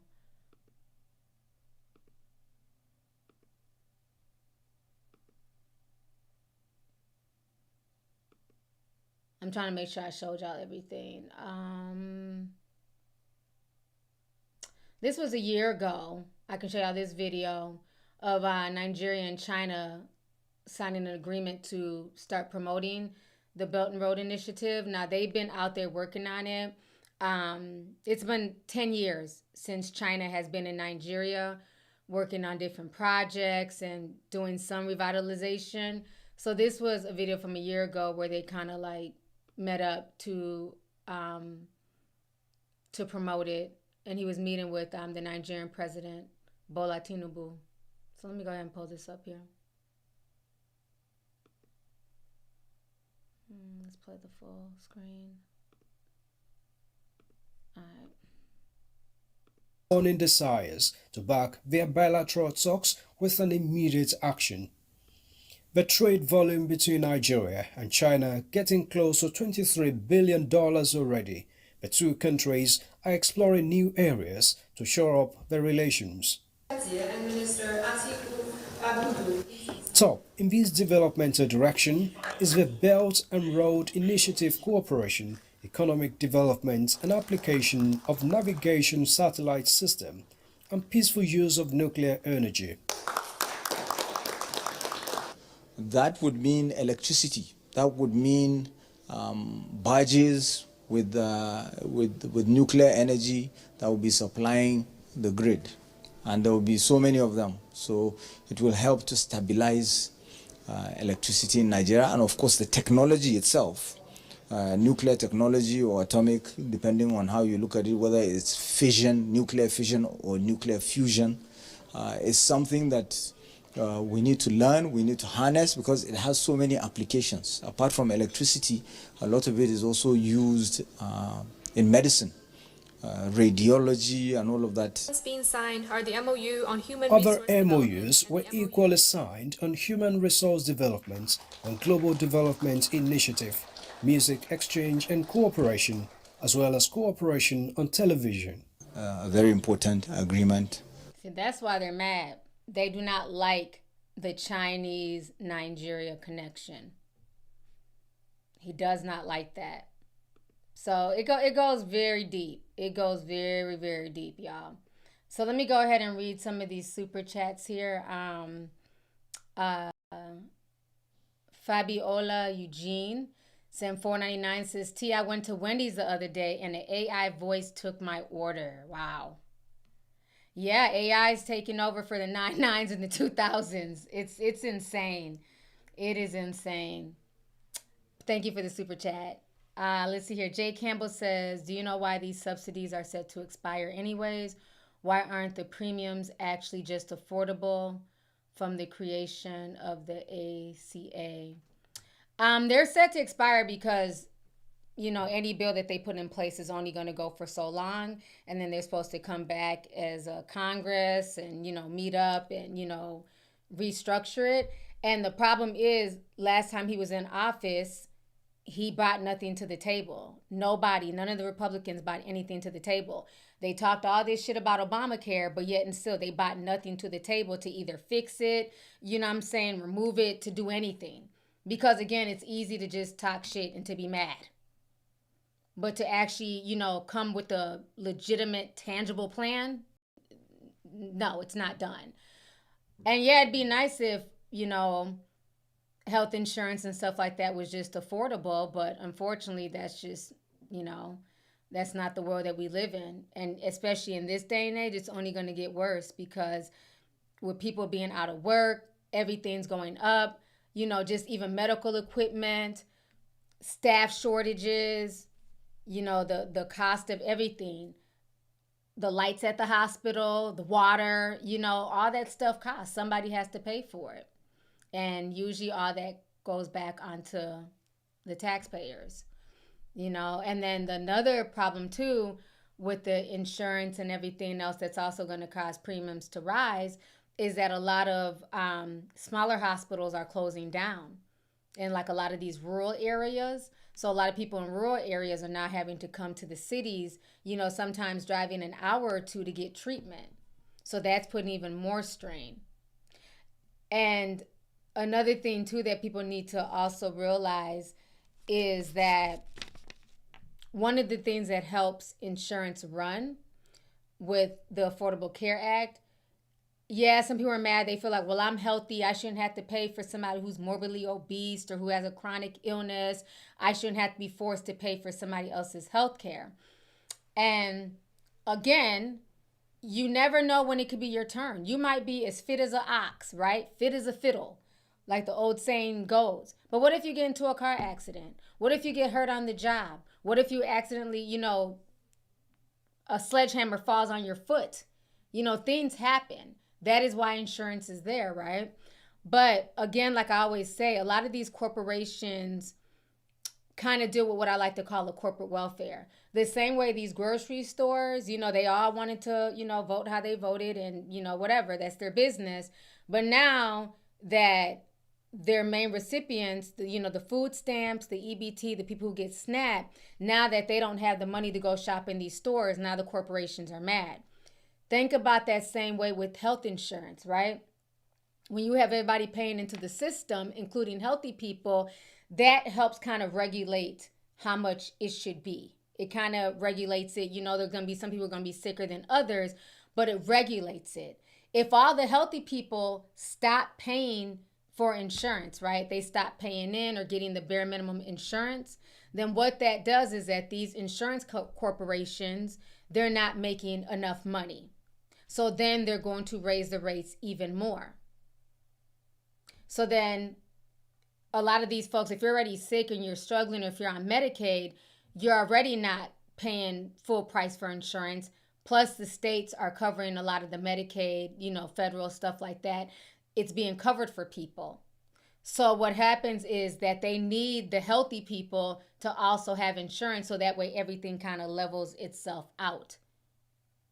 So that way, if you're healthy and you happen to get sick or something happens to you, you're covered, but you're also helping out your fellow man who may not be able to just afford insurance health, outright. And that's kind of how Obamacare was presented. And I know it pissed some people off. But yeah, it's very easy to gloat when you're 21, 22, 23 and you're healthy. But what happens when you're in your 30s and 40s and maybe not as healthy, or you get diagnosed with something, So it's a lot. It's a lot. And these health insurance companies, they get a form of corporate welfare. They get kickbacks, for Medicaid. So if they're not able to get these Medicaid subsidies, guess what happens? These insurance companies, they start closing down. The premiums go up. Only certain people will be able to afford health care. I call it a thinning of the herd if you ask me, but, I might be reaching again. But I hope that kind of answered your question. Let's see here. Shannon Walters says, I think they want to chip people on SNAP and Medicaid. I don't know. I'm not sure. But thank you for the super chat. You have people now volunteering to be chipped over there. What is that? Sweden or Denmark, somewhere in Europe. People are like, because God forbid, to just pull out your credit card and, it's just too much work to pull out my credit card out my wallet. Just here, scan my hand. Like, I never understood that. Like, okay, so you'd rather have an implant in your hand than just reach in your wallet? Okay. No, I'm not interested in the mark of the beast. But thank you. Let's see here. Manuel, Sim 499, he says, I just flew back home from PA. The TSA agents did not care about anything. They barely even checked my ID or my bags. Imagine what someone can bring. Wow. Thank you for the super chat. Yeah, I can imagine. Like I said, at the end of the day, you know, human nature is human nature. And if you keep playing with people's money and their livelihood, you know, their mental health, I could see TSA just being like, you know what, I'm overwhelmed. I don't care. You know, bring a damn shoe bomb on the plane for all I care. So, yeah, it's sad.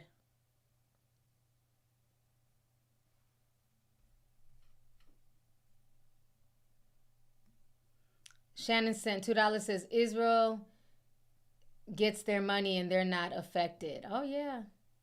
I know you're Shannon, since you sent a few super chats. I know you sipping all that drama that's going on in the right wing. They're having a whole civil war over there, and I'm here for it, honey. Nick Fuentes got them people pissed. Officer Tatum, they've been dragging him every day on Twitter. They're calling him Officer Tatum, Officer Tel Aviv. They're calling him APOC.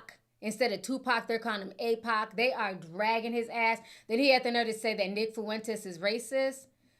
You're an idiot because you allowed that rhetoric on your platform for years. You loved when it was time to drag black people because you was getting a check. You love being the voice of, you know, you and Candace love being the voice of constantly talking down to black folks because it's always easier to punch down. But now that them same chickens are coming home to roost, you want black folks to side with you and be like, look, he's racist. We don't give a fuck. We don't care. Because at least Nick is honest. That's one thing I would say about Nick Fuentes. He is honest about, he said, I'm a white nationalist. I'm white first. I really don't like white women because they get on my damn nerves. You know what I'm saying? Because he even said he kind of, I low-key feel like he low-key likes Asian women a lot. And he'll even deal with like classy black women. But he's like, I'm white first. I'm going to be first to have a white family. Nick Fuentes, if you can get past some of his racist rhetoric, he does say some real shit. If you watch him enough without getting offended by everything, he does point out a lot of real shit. Ben Shapiro, yes. Bunny, you saw that? Ben Shapiro went on a 40-minute rant. And I don't watch Ben Shapiro at all. I've been stopped watching him. But he went on a 40-minute rant about the interview that he did, that Nick Fuentes and Tucker Carlson did. Now, I watched that full interview. It was 2 hours. I was here for it. Interesting interview. I also watched the interview that he did with Patrick Bet-Davis, I think like a month ago. But what I found, yeah, I also heard that Nick is in the closet. You know, he talks. What's funny about Nick, he goes in, he talks about men's appearances a lot. And that'd be crazy. He be going in on Adam Levine and the other guy from APAC. He be going in. He's always calling them fat and ugly and everything else. But, you know, outside of like just some of the stuff that he says, Nick is who he is. And he's been like that for years. I remember when he got deplatformed off of YouTube and off of all these sites, you know what I'm saying? But he's really been in his bag as of late with a lot of the things that are going on. He's been in his bag. And he has a lot of fans. Yes. I didn't say I liked him. I said the right is beefing and I'm sipping the tea. Okay? Y'all need to know what's going on in all functions. I'm here for their civil war. Because a lot of these folks sat back.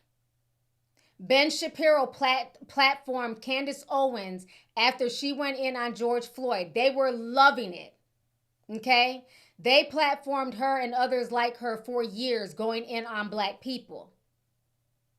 Calling black folks everything but a child of God. When the Alabama boat thing happened, Officer Tatum did mental gymnastics to blame black people for that boat brawl. That's when I was done. Ain't watched the Officer Tatum video since. I have him blocked. Okay? The way that he does, the way that he plays mental gymnastics to always make black people be at fault is bullshit. So what I'm saying is, black folks, sit back and sip the tea and enjoy it. I'm not on nobody's team because don't none of them like black people, including Officer Tatum and Candace, okay? I don't feel bad for Ben Shapiro. You don't get to now try and get black people on your side, Ben Shapiro, by putting together a compilation of racist shit that Nick has said. Nick been saying racist shit. We been seeing them clips and we kept scrolling. We didn't give a fuck, okay? You're only now trying to get black people on your side. Like, look, he's racist. He's talking about black people and Indians. You don't care about that because you allowed that on your platform. You let Candace drag black folks for years. You only booted her when she started talking about your people. You let Candace drag trans people for years and gay people for years. You only got rid of her when she started talking about your people. You didn't give a damn when Nick was talking about black folks. You didn't care when Nick was going in on other races, gays, and minorities. It wasn't until he started talking about your people that now you want to put together a compilation of Nick's greatest hits. And you know what? Objection. I'm here for it. I don't give a damn. Nick can say what he wants to say because you created this atmosphere.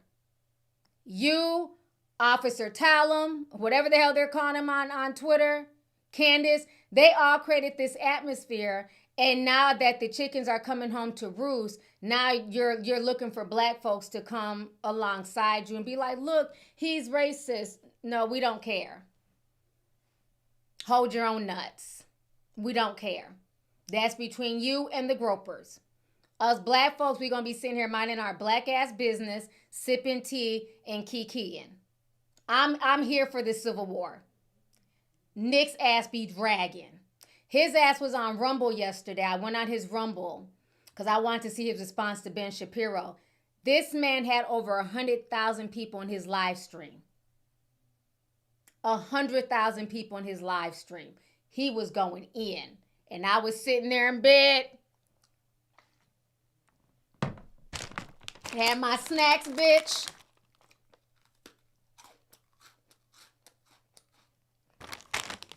That was me last night. Enjoying it. Enjoyed the shit show. Because see, it's no fun when the rabbit got the gun. It's easy to go in on black folks and EBT recipients and all that shit. But now it's not funny. Now they want black folks to rally around them. Now we need to come together arm in arm. Nah, we're good. We're good. See, Candace thought she was the other. And what did Nick call her not too long ago? He called her a negress. He said she's a bitch and a negress and she needs to shut the fuck up talking about Charlie Kirk. I about fell out. I said, damn. Negress, I ain't heard that word never. But see, Candace thought she was other. Officer Tatum thought he was other. And they're finding out, no, y'all are black. And they don't care about y'all neither. Candace has nothing going on. That's why she won't keep Charlie Kirk out her mouth. Every other day is a Charlie Kirk conspiracy. Girl, move the fuck around. Even his wife has moved on. She's over there hugged up with the vice president. You act like you and Charlie had something going on. Where's your husband at? You keep talking about Erica's husband, talk about your husband. So I'm here for it. I'm glad to see the chickens coming home to roost for all these people.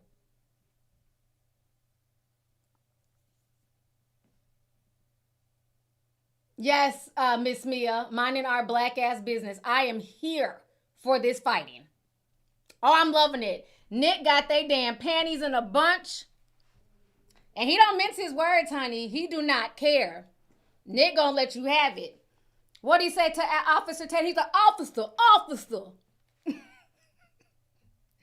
Went in on him. Called Officer Tatum a coon. Called Jason Whitlock a coon. Nick ain't got no chill, honey. He ain't got no chill. When I tell y'all he went in, Officer Tatum was at that damn Jewish convention. I don't know what it's called. He was up there copping pleas. Nick drugged the hell out of him. Drugged the hell out of Mark Levin and the other older Jewish guy. I don't know all these people's names. He drugged them he just drugged them. I'm going to just leave it at that. Up and down, child. He went in. So, yeah, let the games begin. I don't give a damn about none of these people. Because that's how they make their money. You don't get to now come at the black community and look for the black community to side with you. Look, black people, he's racist. Look at this compilation of him saying racist stuff about blacks. Ben Shapiro, have you seen the compilation of the black people that you've had on your show just going in on the black community and you was cool with it? Matt Walsh talks shit about black folks all day, every day. And that doesn't seem to bother you. But the second Matt Walsh doesn't denounce those boys who were, well, no, not boys. These were grown-ass men who were in that text thread calling themselves Hitler and going in on your community. The second Matt Walsh didn't denounce them, you felt away. I'm getting death threats. I don't find this okay. You felt away. But it's cool when Mark Walsh sits there in his fucking flannel looking like he's 74 and goes in all day on black people. So no, we don't care about Nick's racist rants. We've been known about Nick Fuentes. It is what it is. He makes no apologies for who he is. He doesn't hide it. You guys try and hide y'all's racism as critique and just an opinion. I'm just asking questions. Well, he's asking questions too. And it's very funny that your response for 41 minutes was a compilation of Nick's greatest hits. You ranting and raving and saying that Tucker Carlson is not a real friend of Charlie Kirk. But not one time did you address what was said in said interview that pissed you off. You did not address anything, any of the points that were brought up in that interview with Tucker Carlson or Nick Fuentes. So you can kick rocks. We don't care. Somebody said punish him. So yeah, I'm done. I'm here for all this, honey. I'm here. I just be sipping. I don't miss too much. I may not talk about certain topics. I may not do videos on stuff. I don't miss too much. So that's why I haven't really been on the whole, like the female rapper shit. I just don't care. There's more interesting things for me. I've been more in the like political world, geopolitical stuff, that news. That's very interesting to me. AI. That's most of the stuff I've been posting on Discord anyway, so. Are you leaving?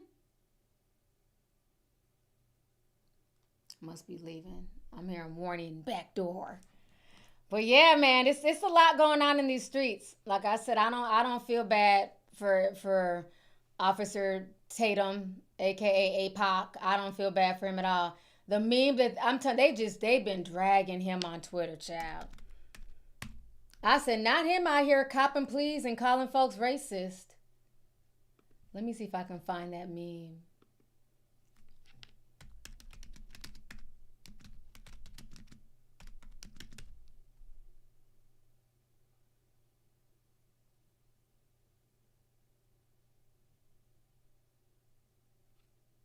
Oh, here it is. They've been going, and let me show y'all this. If y'all ain't seen this meme, it's all over Twitter.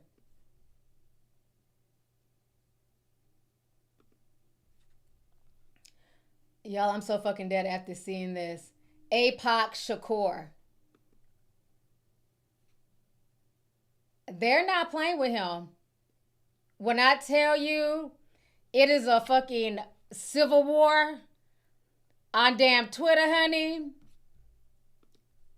If you don't know nothing about the beef that's going on right now, you are missing the drama, honey. Where y'all at? Y'all are missing, clock that. The drama between the MAGA conservatives. Oh my gosh.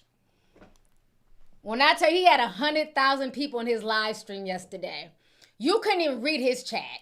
It was some people in the chat. I was just sitting there sipping. That shit was like, I thought my chat be going fast. That shit was like,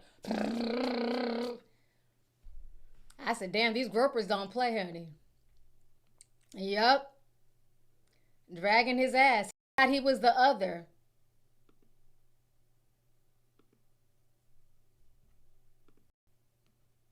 Let me finish reading these super chats. I'm going to get up out of here because I've been on here for 3 hours. I didn't expect this stream to be so long.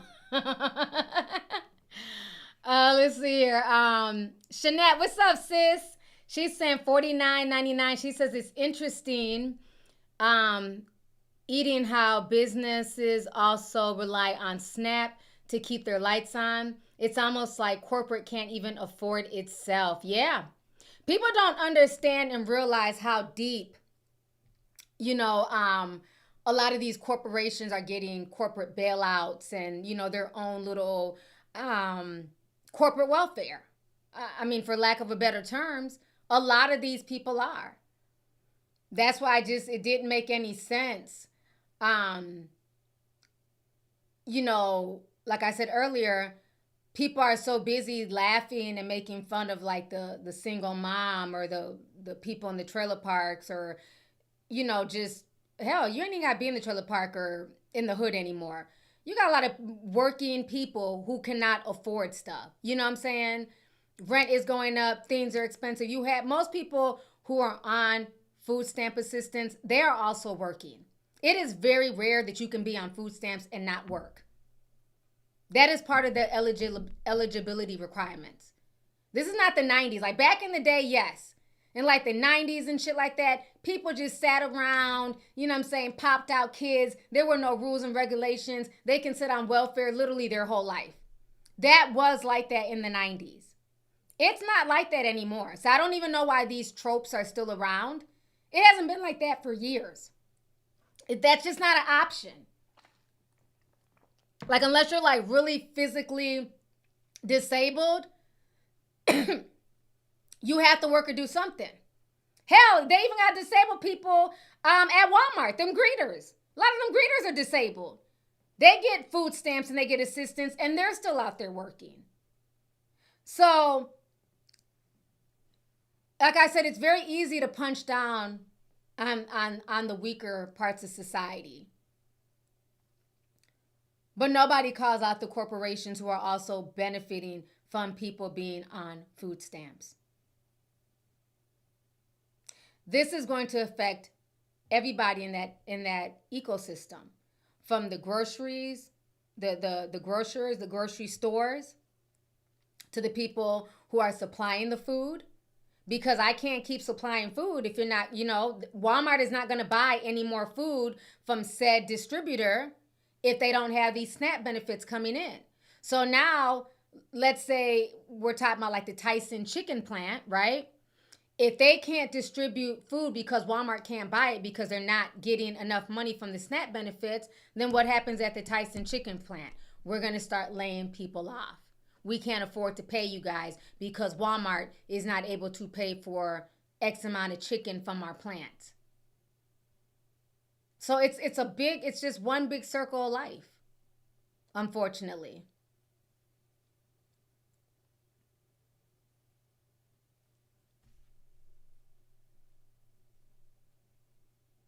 Anthony Holloway sent $9.99, says, Queen, have you heard about the declining birth rates in America? Yes, I've talked about that prior.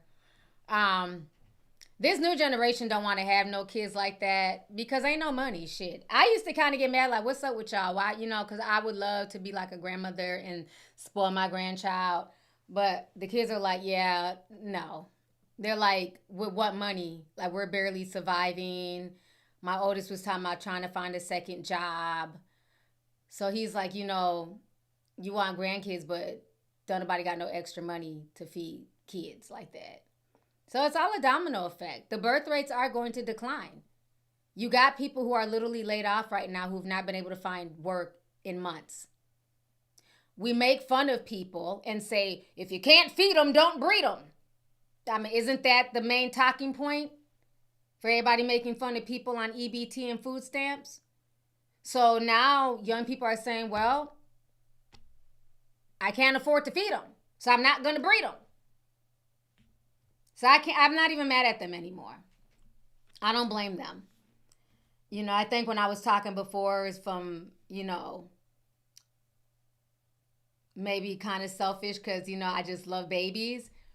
But, you know, a lot of the young people set me straight. Like, we can't afford no damn kids' tea. I'm like, why not? And then they kind of broke it. And I was like, okay, that makes sense. It makes sense. Yeah. So I respect people for recognizing that. It doesn't make sense to bring kids into a destitute situation. And right now, America is in a destitute situation. The celebrities don't even have it like that no more. They're struggling. So, yeah. And it's globally too. It's not just America. Globally, the birth rates are down in a lot of places. Lady Love Nini sent $9.99. She says, just showing love. You are cooking tonight, T. Am I cooking? Let me cook. Thank you. I appreciate it. I appreciate it, y'all. Let's see here. Eric Thomason sent 5, says, why is Trump focusing on Nigeria, but Indian Christians in India are being persecuted too? I think Trump just wants resources from Venezuela and Nigeria. That's exactly what he wants. I mean, there's people from all over being persecuted. Christians, Muslims, the Uyghurs. You know what I mean? Like people, you know, it's happening everywhere, unfortunately. But again, you know, we can't be the world's police when we're also here in America struggling. You know? I mean, I thought ain't that what he ran on? No new wars? I can't tell. It's like, damn, there's some shit going on in the Caribbean. Potentially some stuff going on in Africa. It's insane. Plus Russia and the Ukraine. Let's see here. Amaya Diaz says, thank God for Lovely T for keeping us informed on all things. Wow. Thank you so much. I'm glad y'all liked the stream. You know, I try to mix it up. You know, we'll do a little bit of celebrity news, but I also want to keep y'all up on what's going on as best as I can. You know, so I appreciate y'all for listening and enjoying when I do talk about more serious topics. Danny says, T, please talk about the Jamaican Smart City 2030 and how certain cities are being targeted, LA, Maui, etc., with natural disasters. If you know, you know. Yeah, I've heard. I thought that was very interesting when people were whispering that Hurricane Michelle did not seem like a natural hurricane. And the Jamaican president, I want to say, wasn't it like a year ago they were talking about the smart city, or was it a few months ago? Let me see.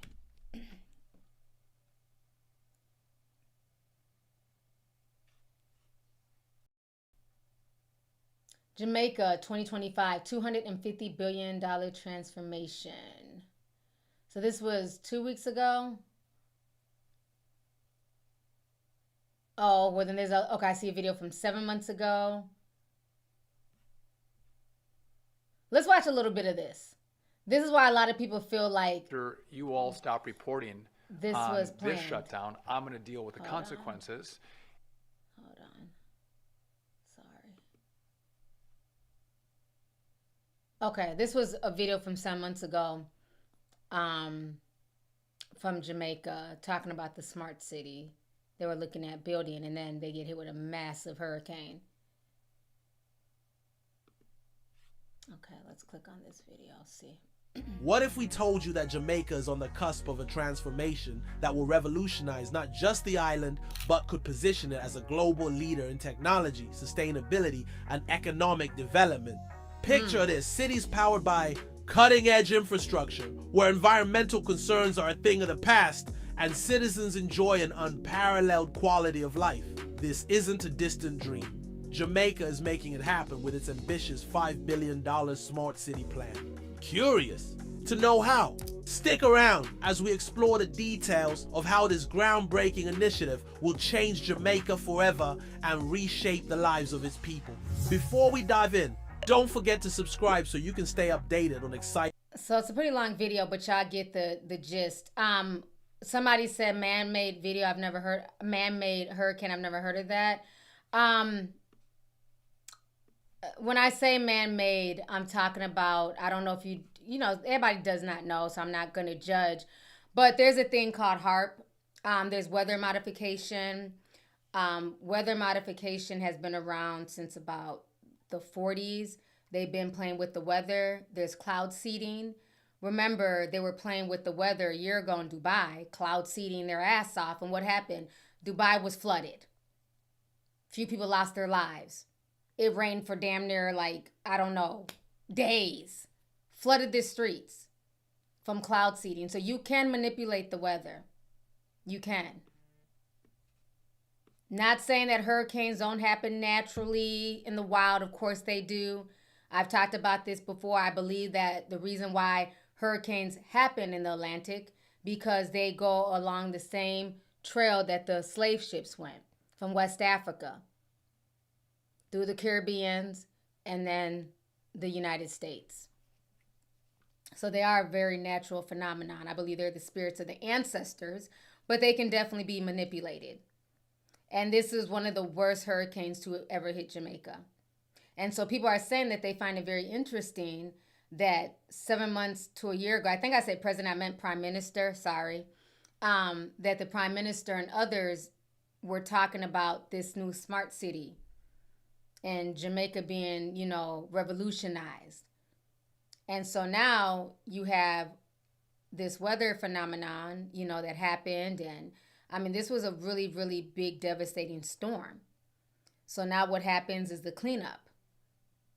And what happens with that cleanup is that the billionaires and the people who have money will be able to buy that land for pennies on the dollar. If you have not watched my Hawaii deep dive that I did on it was called The Flames, or I don't know, I forgot the title. But I did a whole deep dive on what happened during the Maui fires in Hawaii. I did that deep dive about 2 years ago. If you haven't watched that, you guys should watch it. And now we see, fast forward 2 years later, everything that's happening there. It's a way to forcibly move people. Because you got to think about this. This is not like the 1800s where, you know, it's not Game of Thrones, where people can just storm in with, you know, soldiers and, you know, kill people and move them off the land. They have to do it in more calculated ways. Yeah, places like Sudan, they can still get away with that type of nonsense, but they can't just bring soldiers into Hawaii and just kill off the population and take over. This is not, you know, the 1800s. So they got to do it smart. And how they do that smart is with technology. And weather is definitely a weapon. So it's a lot.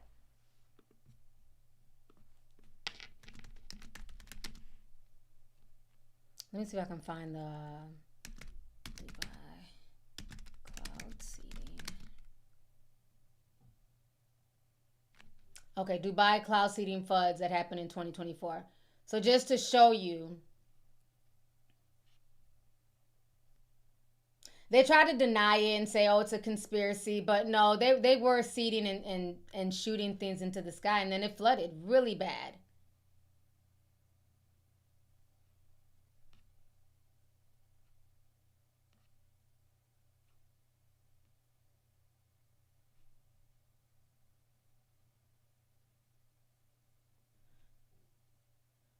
And the reason why they have to cloud seed, if you know anything about Dubai probably will not be around in another 20 years.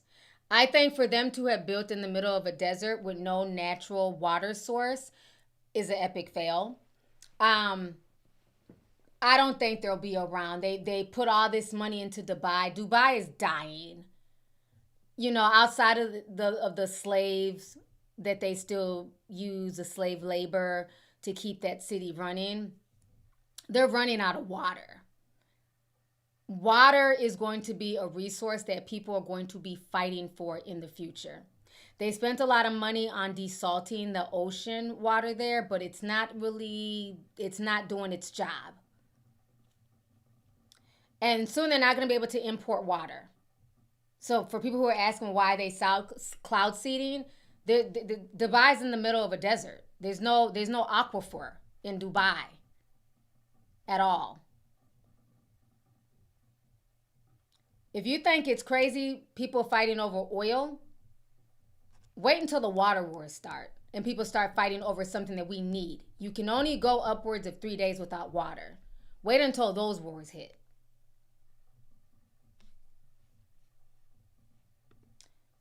But here goes a quick video. I don't know. It's just, we'll see. Hopefully it's not AI. I'm just going to click on a video just to kind of give you an idea. Just because a person asked the question, so I want to just kind of inform them. How does this happen in Dubai, a city in the middle of the desert? Many people try to claim it's because of cloud seeding, a technique that helps produce rain and snow. It's a process heavily utilized in the UAE, with the nation saying it could offer a viable, cost-effective supplement to existing water supplies. Cloud seeding entails using generators or aircraft to put tiny particles into the atmosphere that attach to clouds, helping them provide a base for precipitation. Studies have shown it's helped increase precipitation in some areas by at least 10% a year. But could it really produce nearly half a foot of rain in 24 hours? Likely no, UCLA climate scientist Daniel Swain said. But how about climate change? Likely yes. It's been month after month of record-breaking heat, and 2023 was the hottest year ever recorded on Earth. The hotter it gets, the more water evaporates, going back up into the clouds and resulting in more frequent and intense storms. So you guys see how she kind of explained it at the beginning, but I definitely feel like, I don't care what the scientist at UCLA says, it's probably a paid shill. I definitely believe that the cloud seeding is what caused those massive floods that happened in 2024 in Dubai. And Dubai is going to keep playing with the weather because, again, they don't have any natural aquifers. And another thing, too, they've made a lot of money off of oil. And the good thing is they made so much money, they did look out for their people. They didn't just, hoard the money. Certain countries in Africa could learn a thing or two from that. But they did look out for their people. They revamped their infrastructure. They did a bunch of stuff, right? And they thought because they had money, they could just keep importing water from other countries, buying other countries' water. But what they're finding out is that, right now, a lot of countries are tapped for their resources. People are not going to keep giving Dubai water or letting Dubai siphon their water to help their people. So they're either going to have to move Dubai somewhere else, but I don't see it being around in another 20 to, 30 years if they don't fix the water situation. Water is vital. And like I said, they do have a lot of desalting mechanisms, but they haven't been as successful as they would have hoped for. And the few aquifers that they were able to find, a few of them already dried up because there's so many people. And you got to think about it with Dubai, it's such a hot place. So everything is generated on, they need electricity and, hydroelectronic power to keep the electricity going for the AC and things like that. That is why there was nobody even living in that area years ago. All of this has really gotten built up in the past 20 to 30 years. They didn't live in that area for a reason. So I don't know. The Dubai rabbit hole goes deep. It's very fascinating. It goes very deep.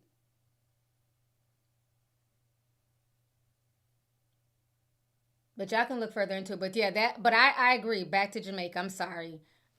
My mind keeps going to other places. But yeah, back to Jamaica. I wouldn't be surprised if that's what it was, with Hurricane Melissa. Because even a lot of the things and a lot of these hurricanes that have been going on over the past few years, I'm noticing the language is changing. That a lot of these hurricanes are saying things like, oh, it's not acting like a normal hurricane. I forgot the one that hit Texas that year. Remember, it went into the Atlantic. It got strong. It came inland. Then it went back into the ocean, got stronger, and then came inland again. When did hurricanes start doing that weird shit? Let me go back and collect more rainwater and then come back inland. Remember, it went to the ocean twice, and then it came back. I forgot which hurricane. So they've been doing these hurricanes have been doing a lot of weird stuff over the past few years. That is just not normal. So that's why a lot of people feel like a lot of this stuff is weather manipulation. Justice says, I remember that. I'm glad you remember that. Was it Hurricane Harvey? It was really weird. Okay, so it was Hurricane Harvey? Okay. All right, let me read some more super chats here. JB says, Nigeria is getting a U.S. base soon. We'll see. Not if China has something to do with the child. We will see. It's scary.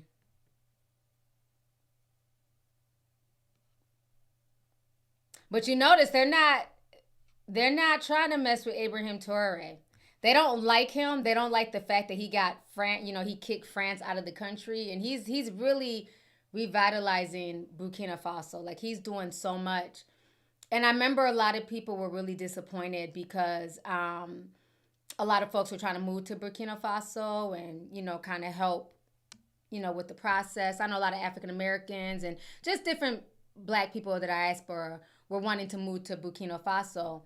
And he came out and he said no. He wasn't going to allow anybody to move and get citizenship. And, a lot of people were initially disappointed, but you got to think about this, though. You also got to look at the big picture. A lot of people don't want him in his position. They don't want what he's doing to gain power across Africa. God forbid Africa, learns their worth. You know what I mean? Look how they got rid of Gaddafi. They don't want another person, another African Messiah. And that's what Ibrahim Traoré is to a lot of people. And for him, he doesn't really trust the outside world. So he's like, yeah, you may come in and you may be Bahamian or African American or Jamaican. And yeah, you may just be a regular person who wants citizenship and wants to do good in our country. Or you could be a paid spy. Let's not act like COINTELPRO does not exist, even overseas. So I think that's why he's being very, very cautious about who he lets into the country and why he's not giving citizenship. So I don't blame him.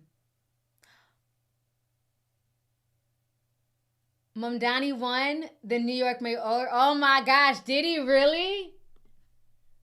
Hold up now. NYC did their thing. Did y'all see him partying with the Caribbeans? Oh my gosh. And they were singing the Jay-Z's Empire State of Mind. That was such a dope video.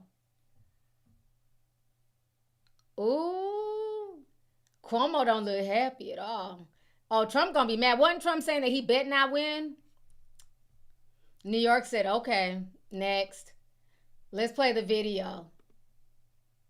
That is awesome. Okay, hold on.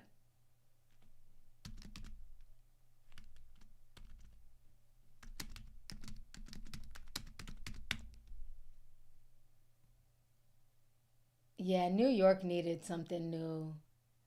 Oh, wow. Okay, let's watch this video. I was supposed to leave, but I'm going to stay a little bit longer. Yay!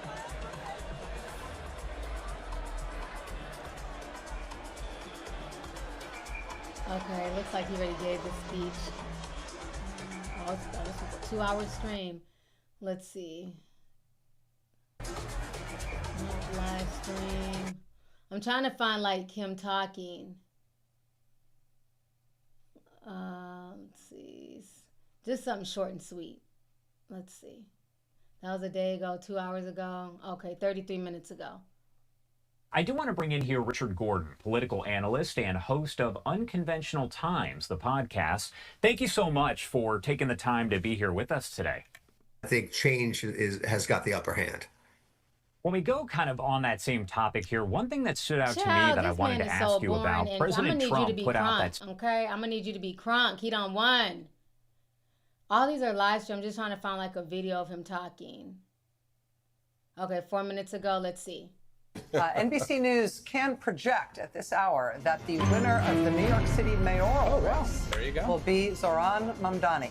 the state assemblyman from Queens who ran an insurgent campaign that absolutely blindsided the Democratic establishment. He wiped out former Democratic Governor Andrew Cuomo in the Democratic primary, causing Cuomo to come back and run as an independent, leading the Republican candidate, Curtis Sliwa, as a sort of also ran.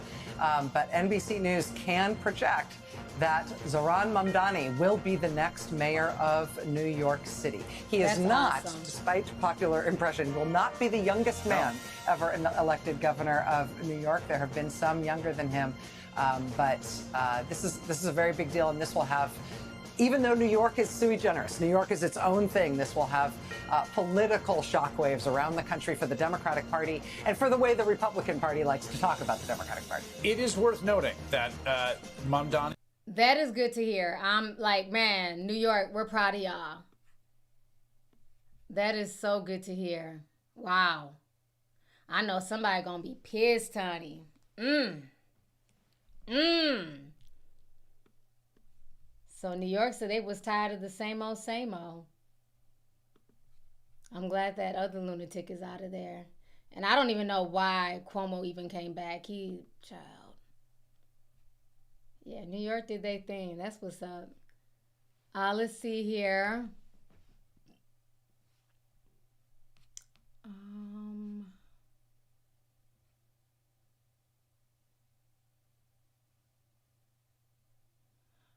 Cheeky Entertainment sent $13.99, says, my girl T, your longtime tea sipper here.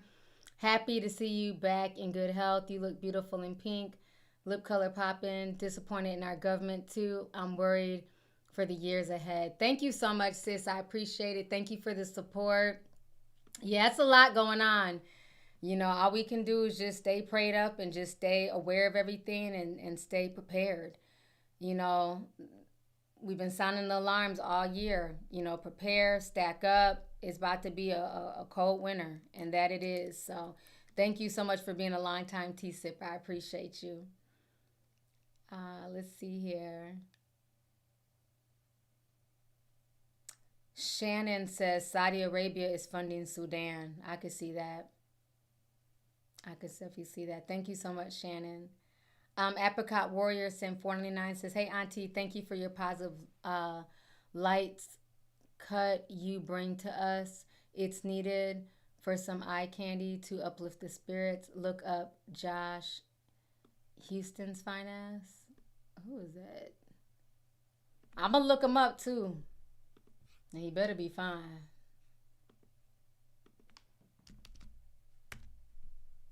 Oh, shit. Okay. He's an Australian actor. He is cute. What has he acted in? Dive Club, Dangerous. Okay. Oh, he's cute. All right, here goes. Let me share this with y'all so y'all can see who she talking about. Y'all, I ain't never heard of him, but he cute, though. You ain't ugly. That's him right there. He's an Australian actor. Okay. I'm going to have to see what movie he's been in. Okay, child. All right, Josh. We see you. Now that's taking a break to look at some random Australian actor. He cute, though. I ain't mad. Thank you. Let's see here. Angel Vegas sent 5, says, I caught the end of the stream, ready for the playback. Amazing as always. Thank you so much. I appreciate you. Aaron Michelle says, hey, T, did you hear about Stephen Miller and Kristi Noem moving on to military bases? I think they are planning something big. Oh, y'all must not want me to leave, child. I did. I heard about them. It's very interesting. They kicked out the generals because those big military homes are supposed to be for the generals, the ones who have worked hard in the military, who fought, who put their lives on the line. They booted them out, told them to go find somewhere else to stay. And Stephen Miller, Kristi Noem, Pete Kegsbreath, inside joke, they've all moved on to military bases, which is insane.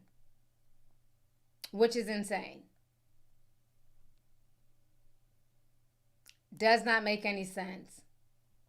And it lets me know that something is coming down the pipeline for them to all be living on military bases. Y'all didn't know about that? Yeah. They moved to the military bases, y'all. Let me see if I can find an article. They left their homes and moved to government-paid military plush, honey. They renovated for them and everything. Plush.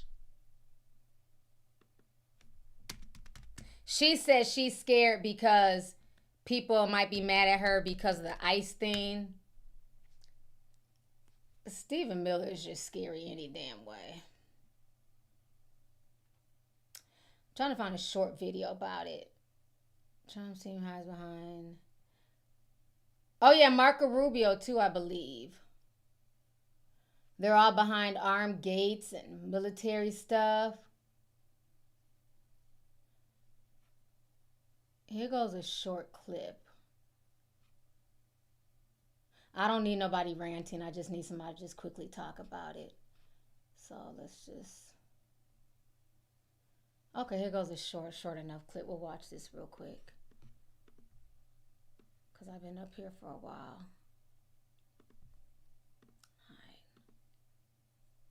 White House Deputy Chief of Staff for Policy Stephen Miller and Homeland Security Secretary Kristi Noem now live on military bases.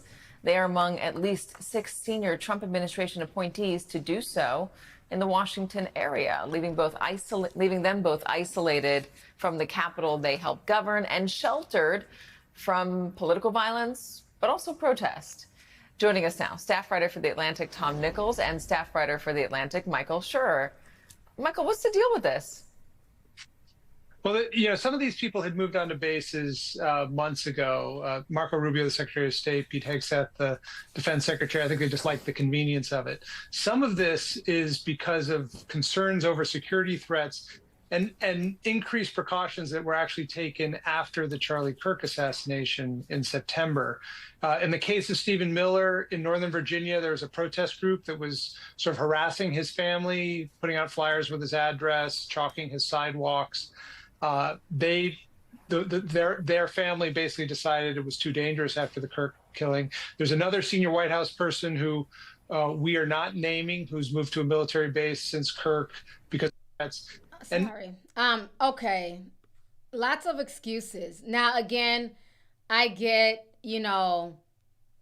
Poppy's scared, tensions are high. But my issue is they don't have to pay for this.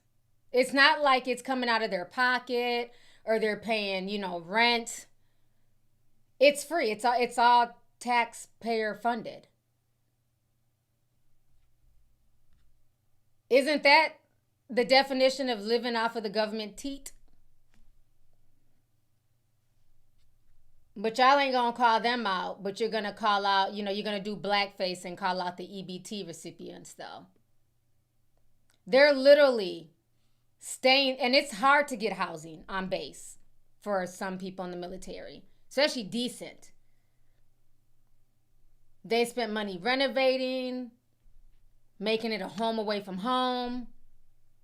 And I wouldn't mind that if they were paying rent, if they were paying for it every month, because that'd be no different than them just moving. But they're not.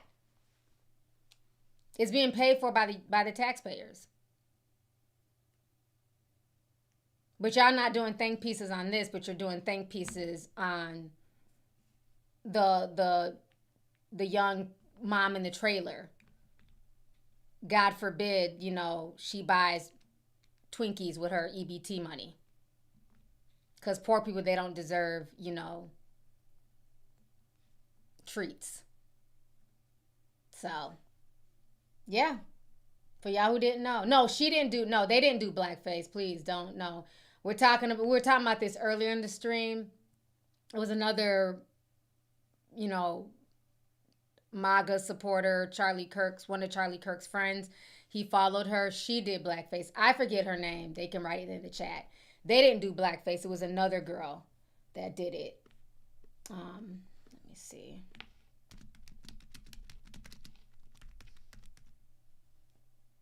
It was two of them. One was the girl that was cool. She's mixed.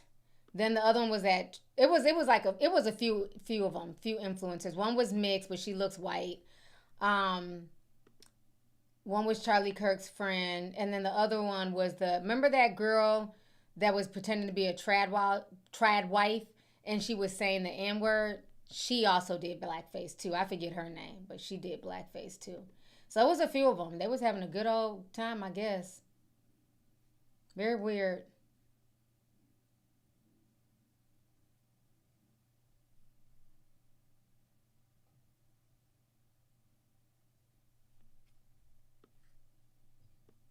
Let me read some more super chats here.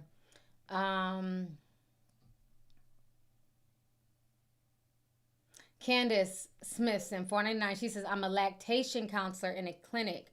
Our department didn't get approved for funding and closes in February. WIC is also at risk of closing. Thank you for all you do. Wow. Thank you so much for the super chat. I appreciate you. Are you serious? They're thinking about cutting WIC? Wow. So many people, like I said, losing their jobs, hospitals getting shut down. And lactation counselors are very important because they're the ones who teach you how to breastfeed your child and, basically let you know that breast is best, for the few months that you're breastfeeding and stuff like that. They really help out. That is crazy. They also help you if you need like a breast pump machine. There's a lot of things that they do. If they get rid of WIC, that's going to be horrible. Because WIC really helped. I mean, we all grew up on WIC. Okay? The milk, the cheese, the cereal. Like, WIC helps so many people. She didn't say that WIC is affected. She's saying that WIC is at risk of closing in a few months. That is just sad. That is sad. Thank you for that information. Let's see here. Isaiah videos. Hey, Isaiah. He says, the Bronx snatched Cuomo's wig and handed it to Zeron. Bye, Ashy. Man, I'm so proud of New York. I had an awesome time in New York this summer. Like, it was just, at the Diddy trial and just all the people I met. I'm proud of New York. New York is it's a cool city. I can't wait to get back out there whenever they figure out this plane situation, child. Probably won't be until next year, but I had an amazing time. New York don't owe me nothing. Y'all's food is terrible, but y'all don't owe me nothing. I'm going to save the good food for Detroit and Atlanta. The food was sus in New York. I tried. I mean, I was in New York for damn near 2 weeks. There's nothing I could be like, oh yeah, that really stood out. Nothing. I had Vietnamese food. Just nothing stood out in New York, child. But y'all are cool. I had a good time out there. It was fun, but the food was just terrible. Sorry. Gotta keep it real. But shout out to my peoples in New York. Y'all did the damn thing tonight. We're proud of y'all. Let's see here. Happy Erica says, why is Qatar building an Air Force base in Idaho? I heard about that. I have no words. I have no words for everything that's going on at this point in time. Yeah, New Orleans food is good. No complaints. Yeah, there was not one thing I had in New York. Like, how do y'all mess up the smoothies? Like, I would try and support the vendors. Like, he threw all types of, I'm like, oh yeah, make me a fruit smoothie. They didn't take out the seeds. I'm sitting here having to spit out apple seeds, grape seeds. It's like, bruh, grape skins. Like, y'all just be trying to make money in New York, honey. They don't care. The one guy was selling something, just hand it to me, didn't even bother to heat it up. I'm not eating that shit, it's cold. Oh, you want to heat it up? Yes. Yeah, I gave y'all a lot of chances. Even the pizza wasn't all that. I tried for them 2 weeks. I couldn't wait to get back to Minnesota and eat some egusi soup. I was like, I'm over this, okay? Even when we went to juniors, it wasn't all that. I don't know. When I come back out to New York, I'm going to get with my tea sippers and y'all are going to take me to the right places to eat. Because, yeah, I didn't like the food in New York. I tried. Did not like it at all. I heard Chicago got good food. I haven't been to Chicago in years. I do want to go to Chicago soon, though. I heard that Chicago got good food. If their food is anything like Detroit, I'm here for it because Detroit got some good food. When I tell you, I have dreams of flying to go get me some Middle Eastern food, okay, in Detroit. Their food is so good. So good.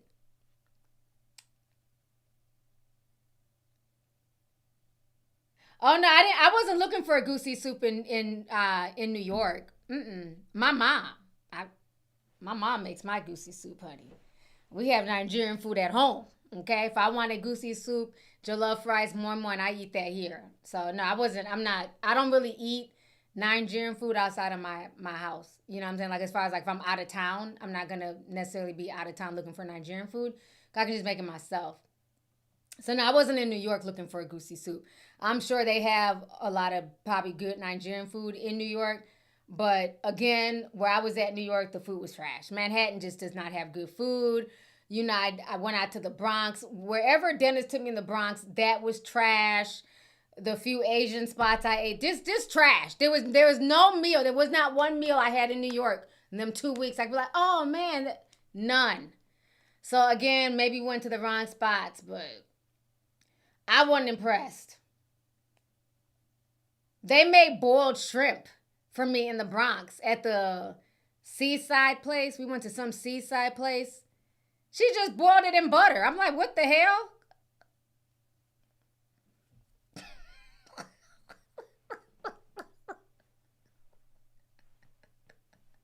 I said, Dennis, don't ever bring me here. Don't ever bring me to your childhood spot. She literally gave me boiled shrimp. It was boiled in butter. Ugh. Tastes like rubber. I didn't like it. No, I didn't go to Flatbush. I don't know what part. I think wherever Junior's Cheesecake is, that's the part of Brooklyn I was at. So I don't think that's Flatbush. I think I've been to Flatbush before. Ain't that where that Biggie mural is? Because I took a picture there a few years ago in front of the Biggie mural. I think that's Flatbush, but I could be wrong. But I didn't eat anything while I was out there, unfortunately. I'm going to come back because I refuse to believe that New York's food is terrible like that. I refuse. As much as y'all brag about stuff, I mean, I'm going to come back. Y'all got to make up for it because I was not impressed. Philly food is okay. Y'all be bragging about them damn Philly cheesesteak sandwiches. I had a vegan one. It was not hitting. And maybe because it was vegan, I didn't like it. What else did I have in Philly that was good? I had something else in Philly that was decent. Maybe like soul food or something. But Detroit, I don't think I ate anything bad in Detroit. Detroit don't owe me nothing. It was fun. The food was good. I'll be back. On that note, I'm going to get ready to get up out of here. Y'all know Atlanta's food is always good, so yeah. Atlanta.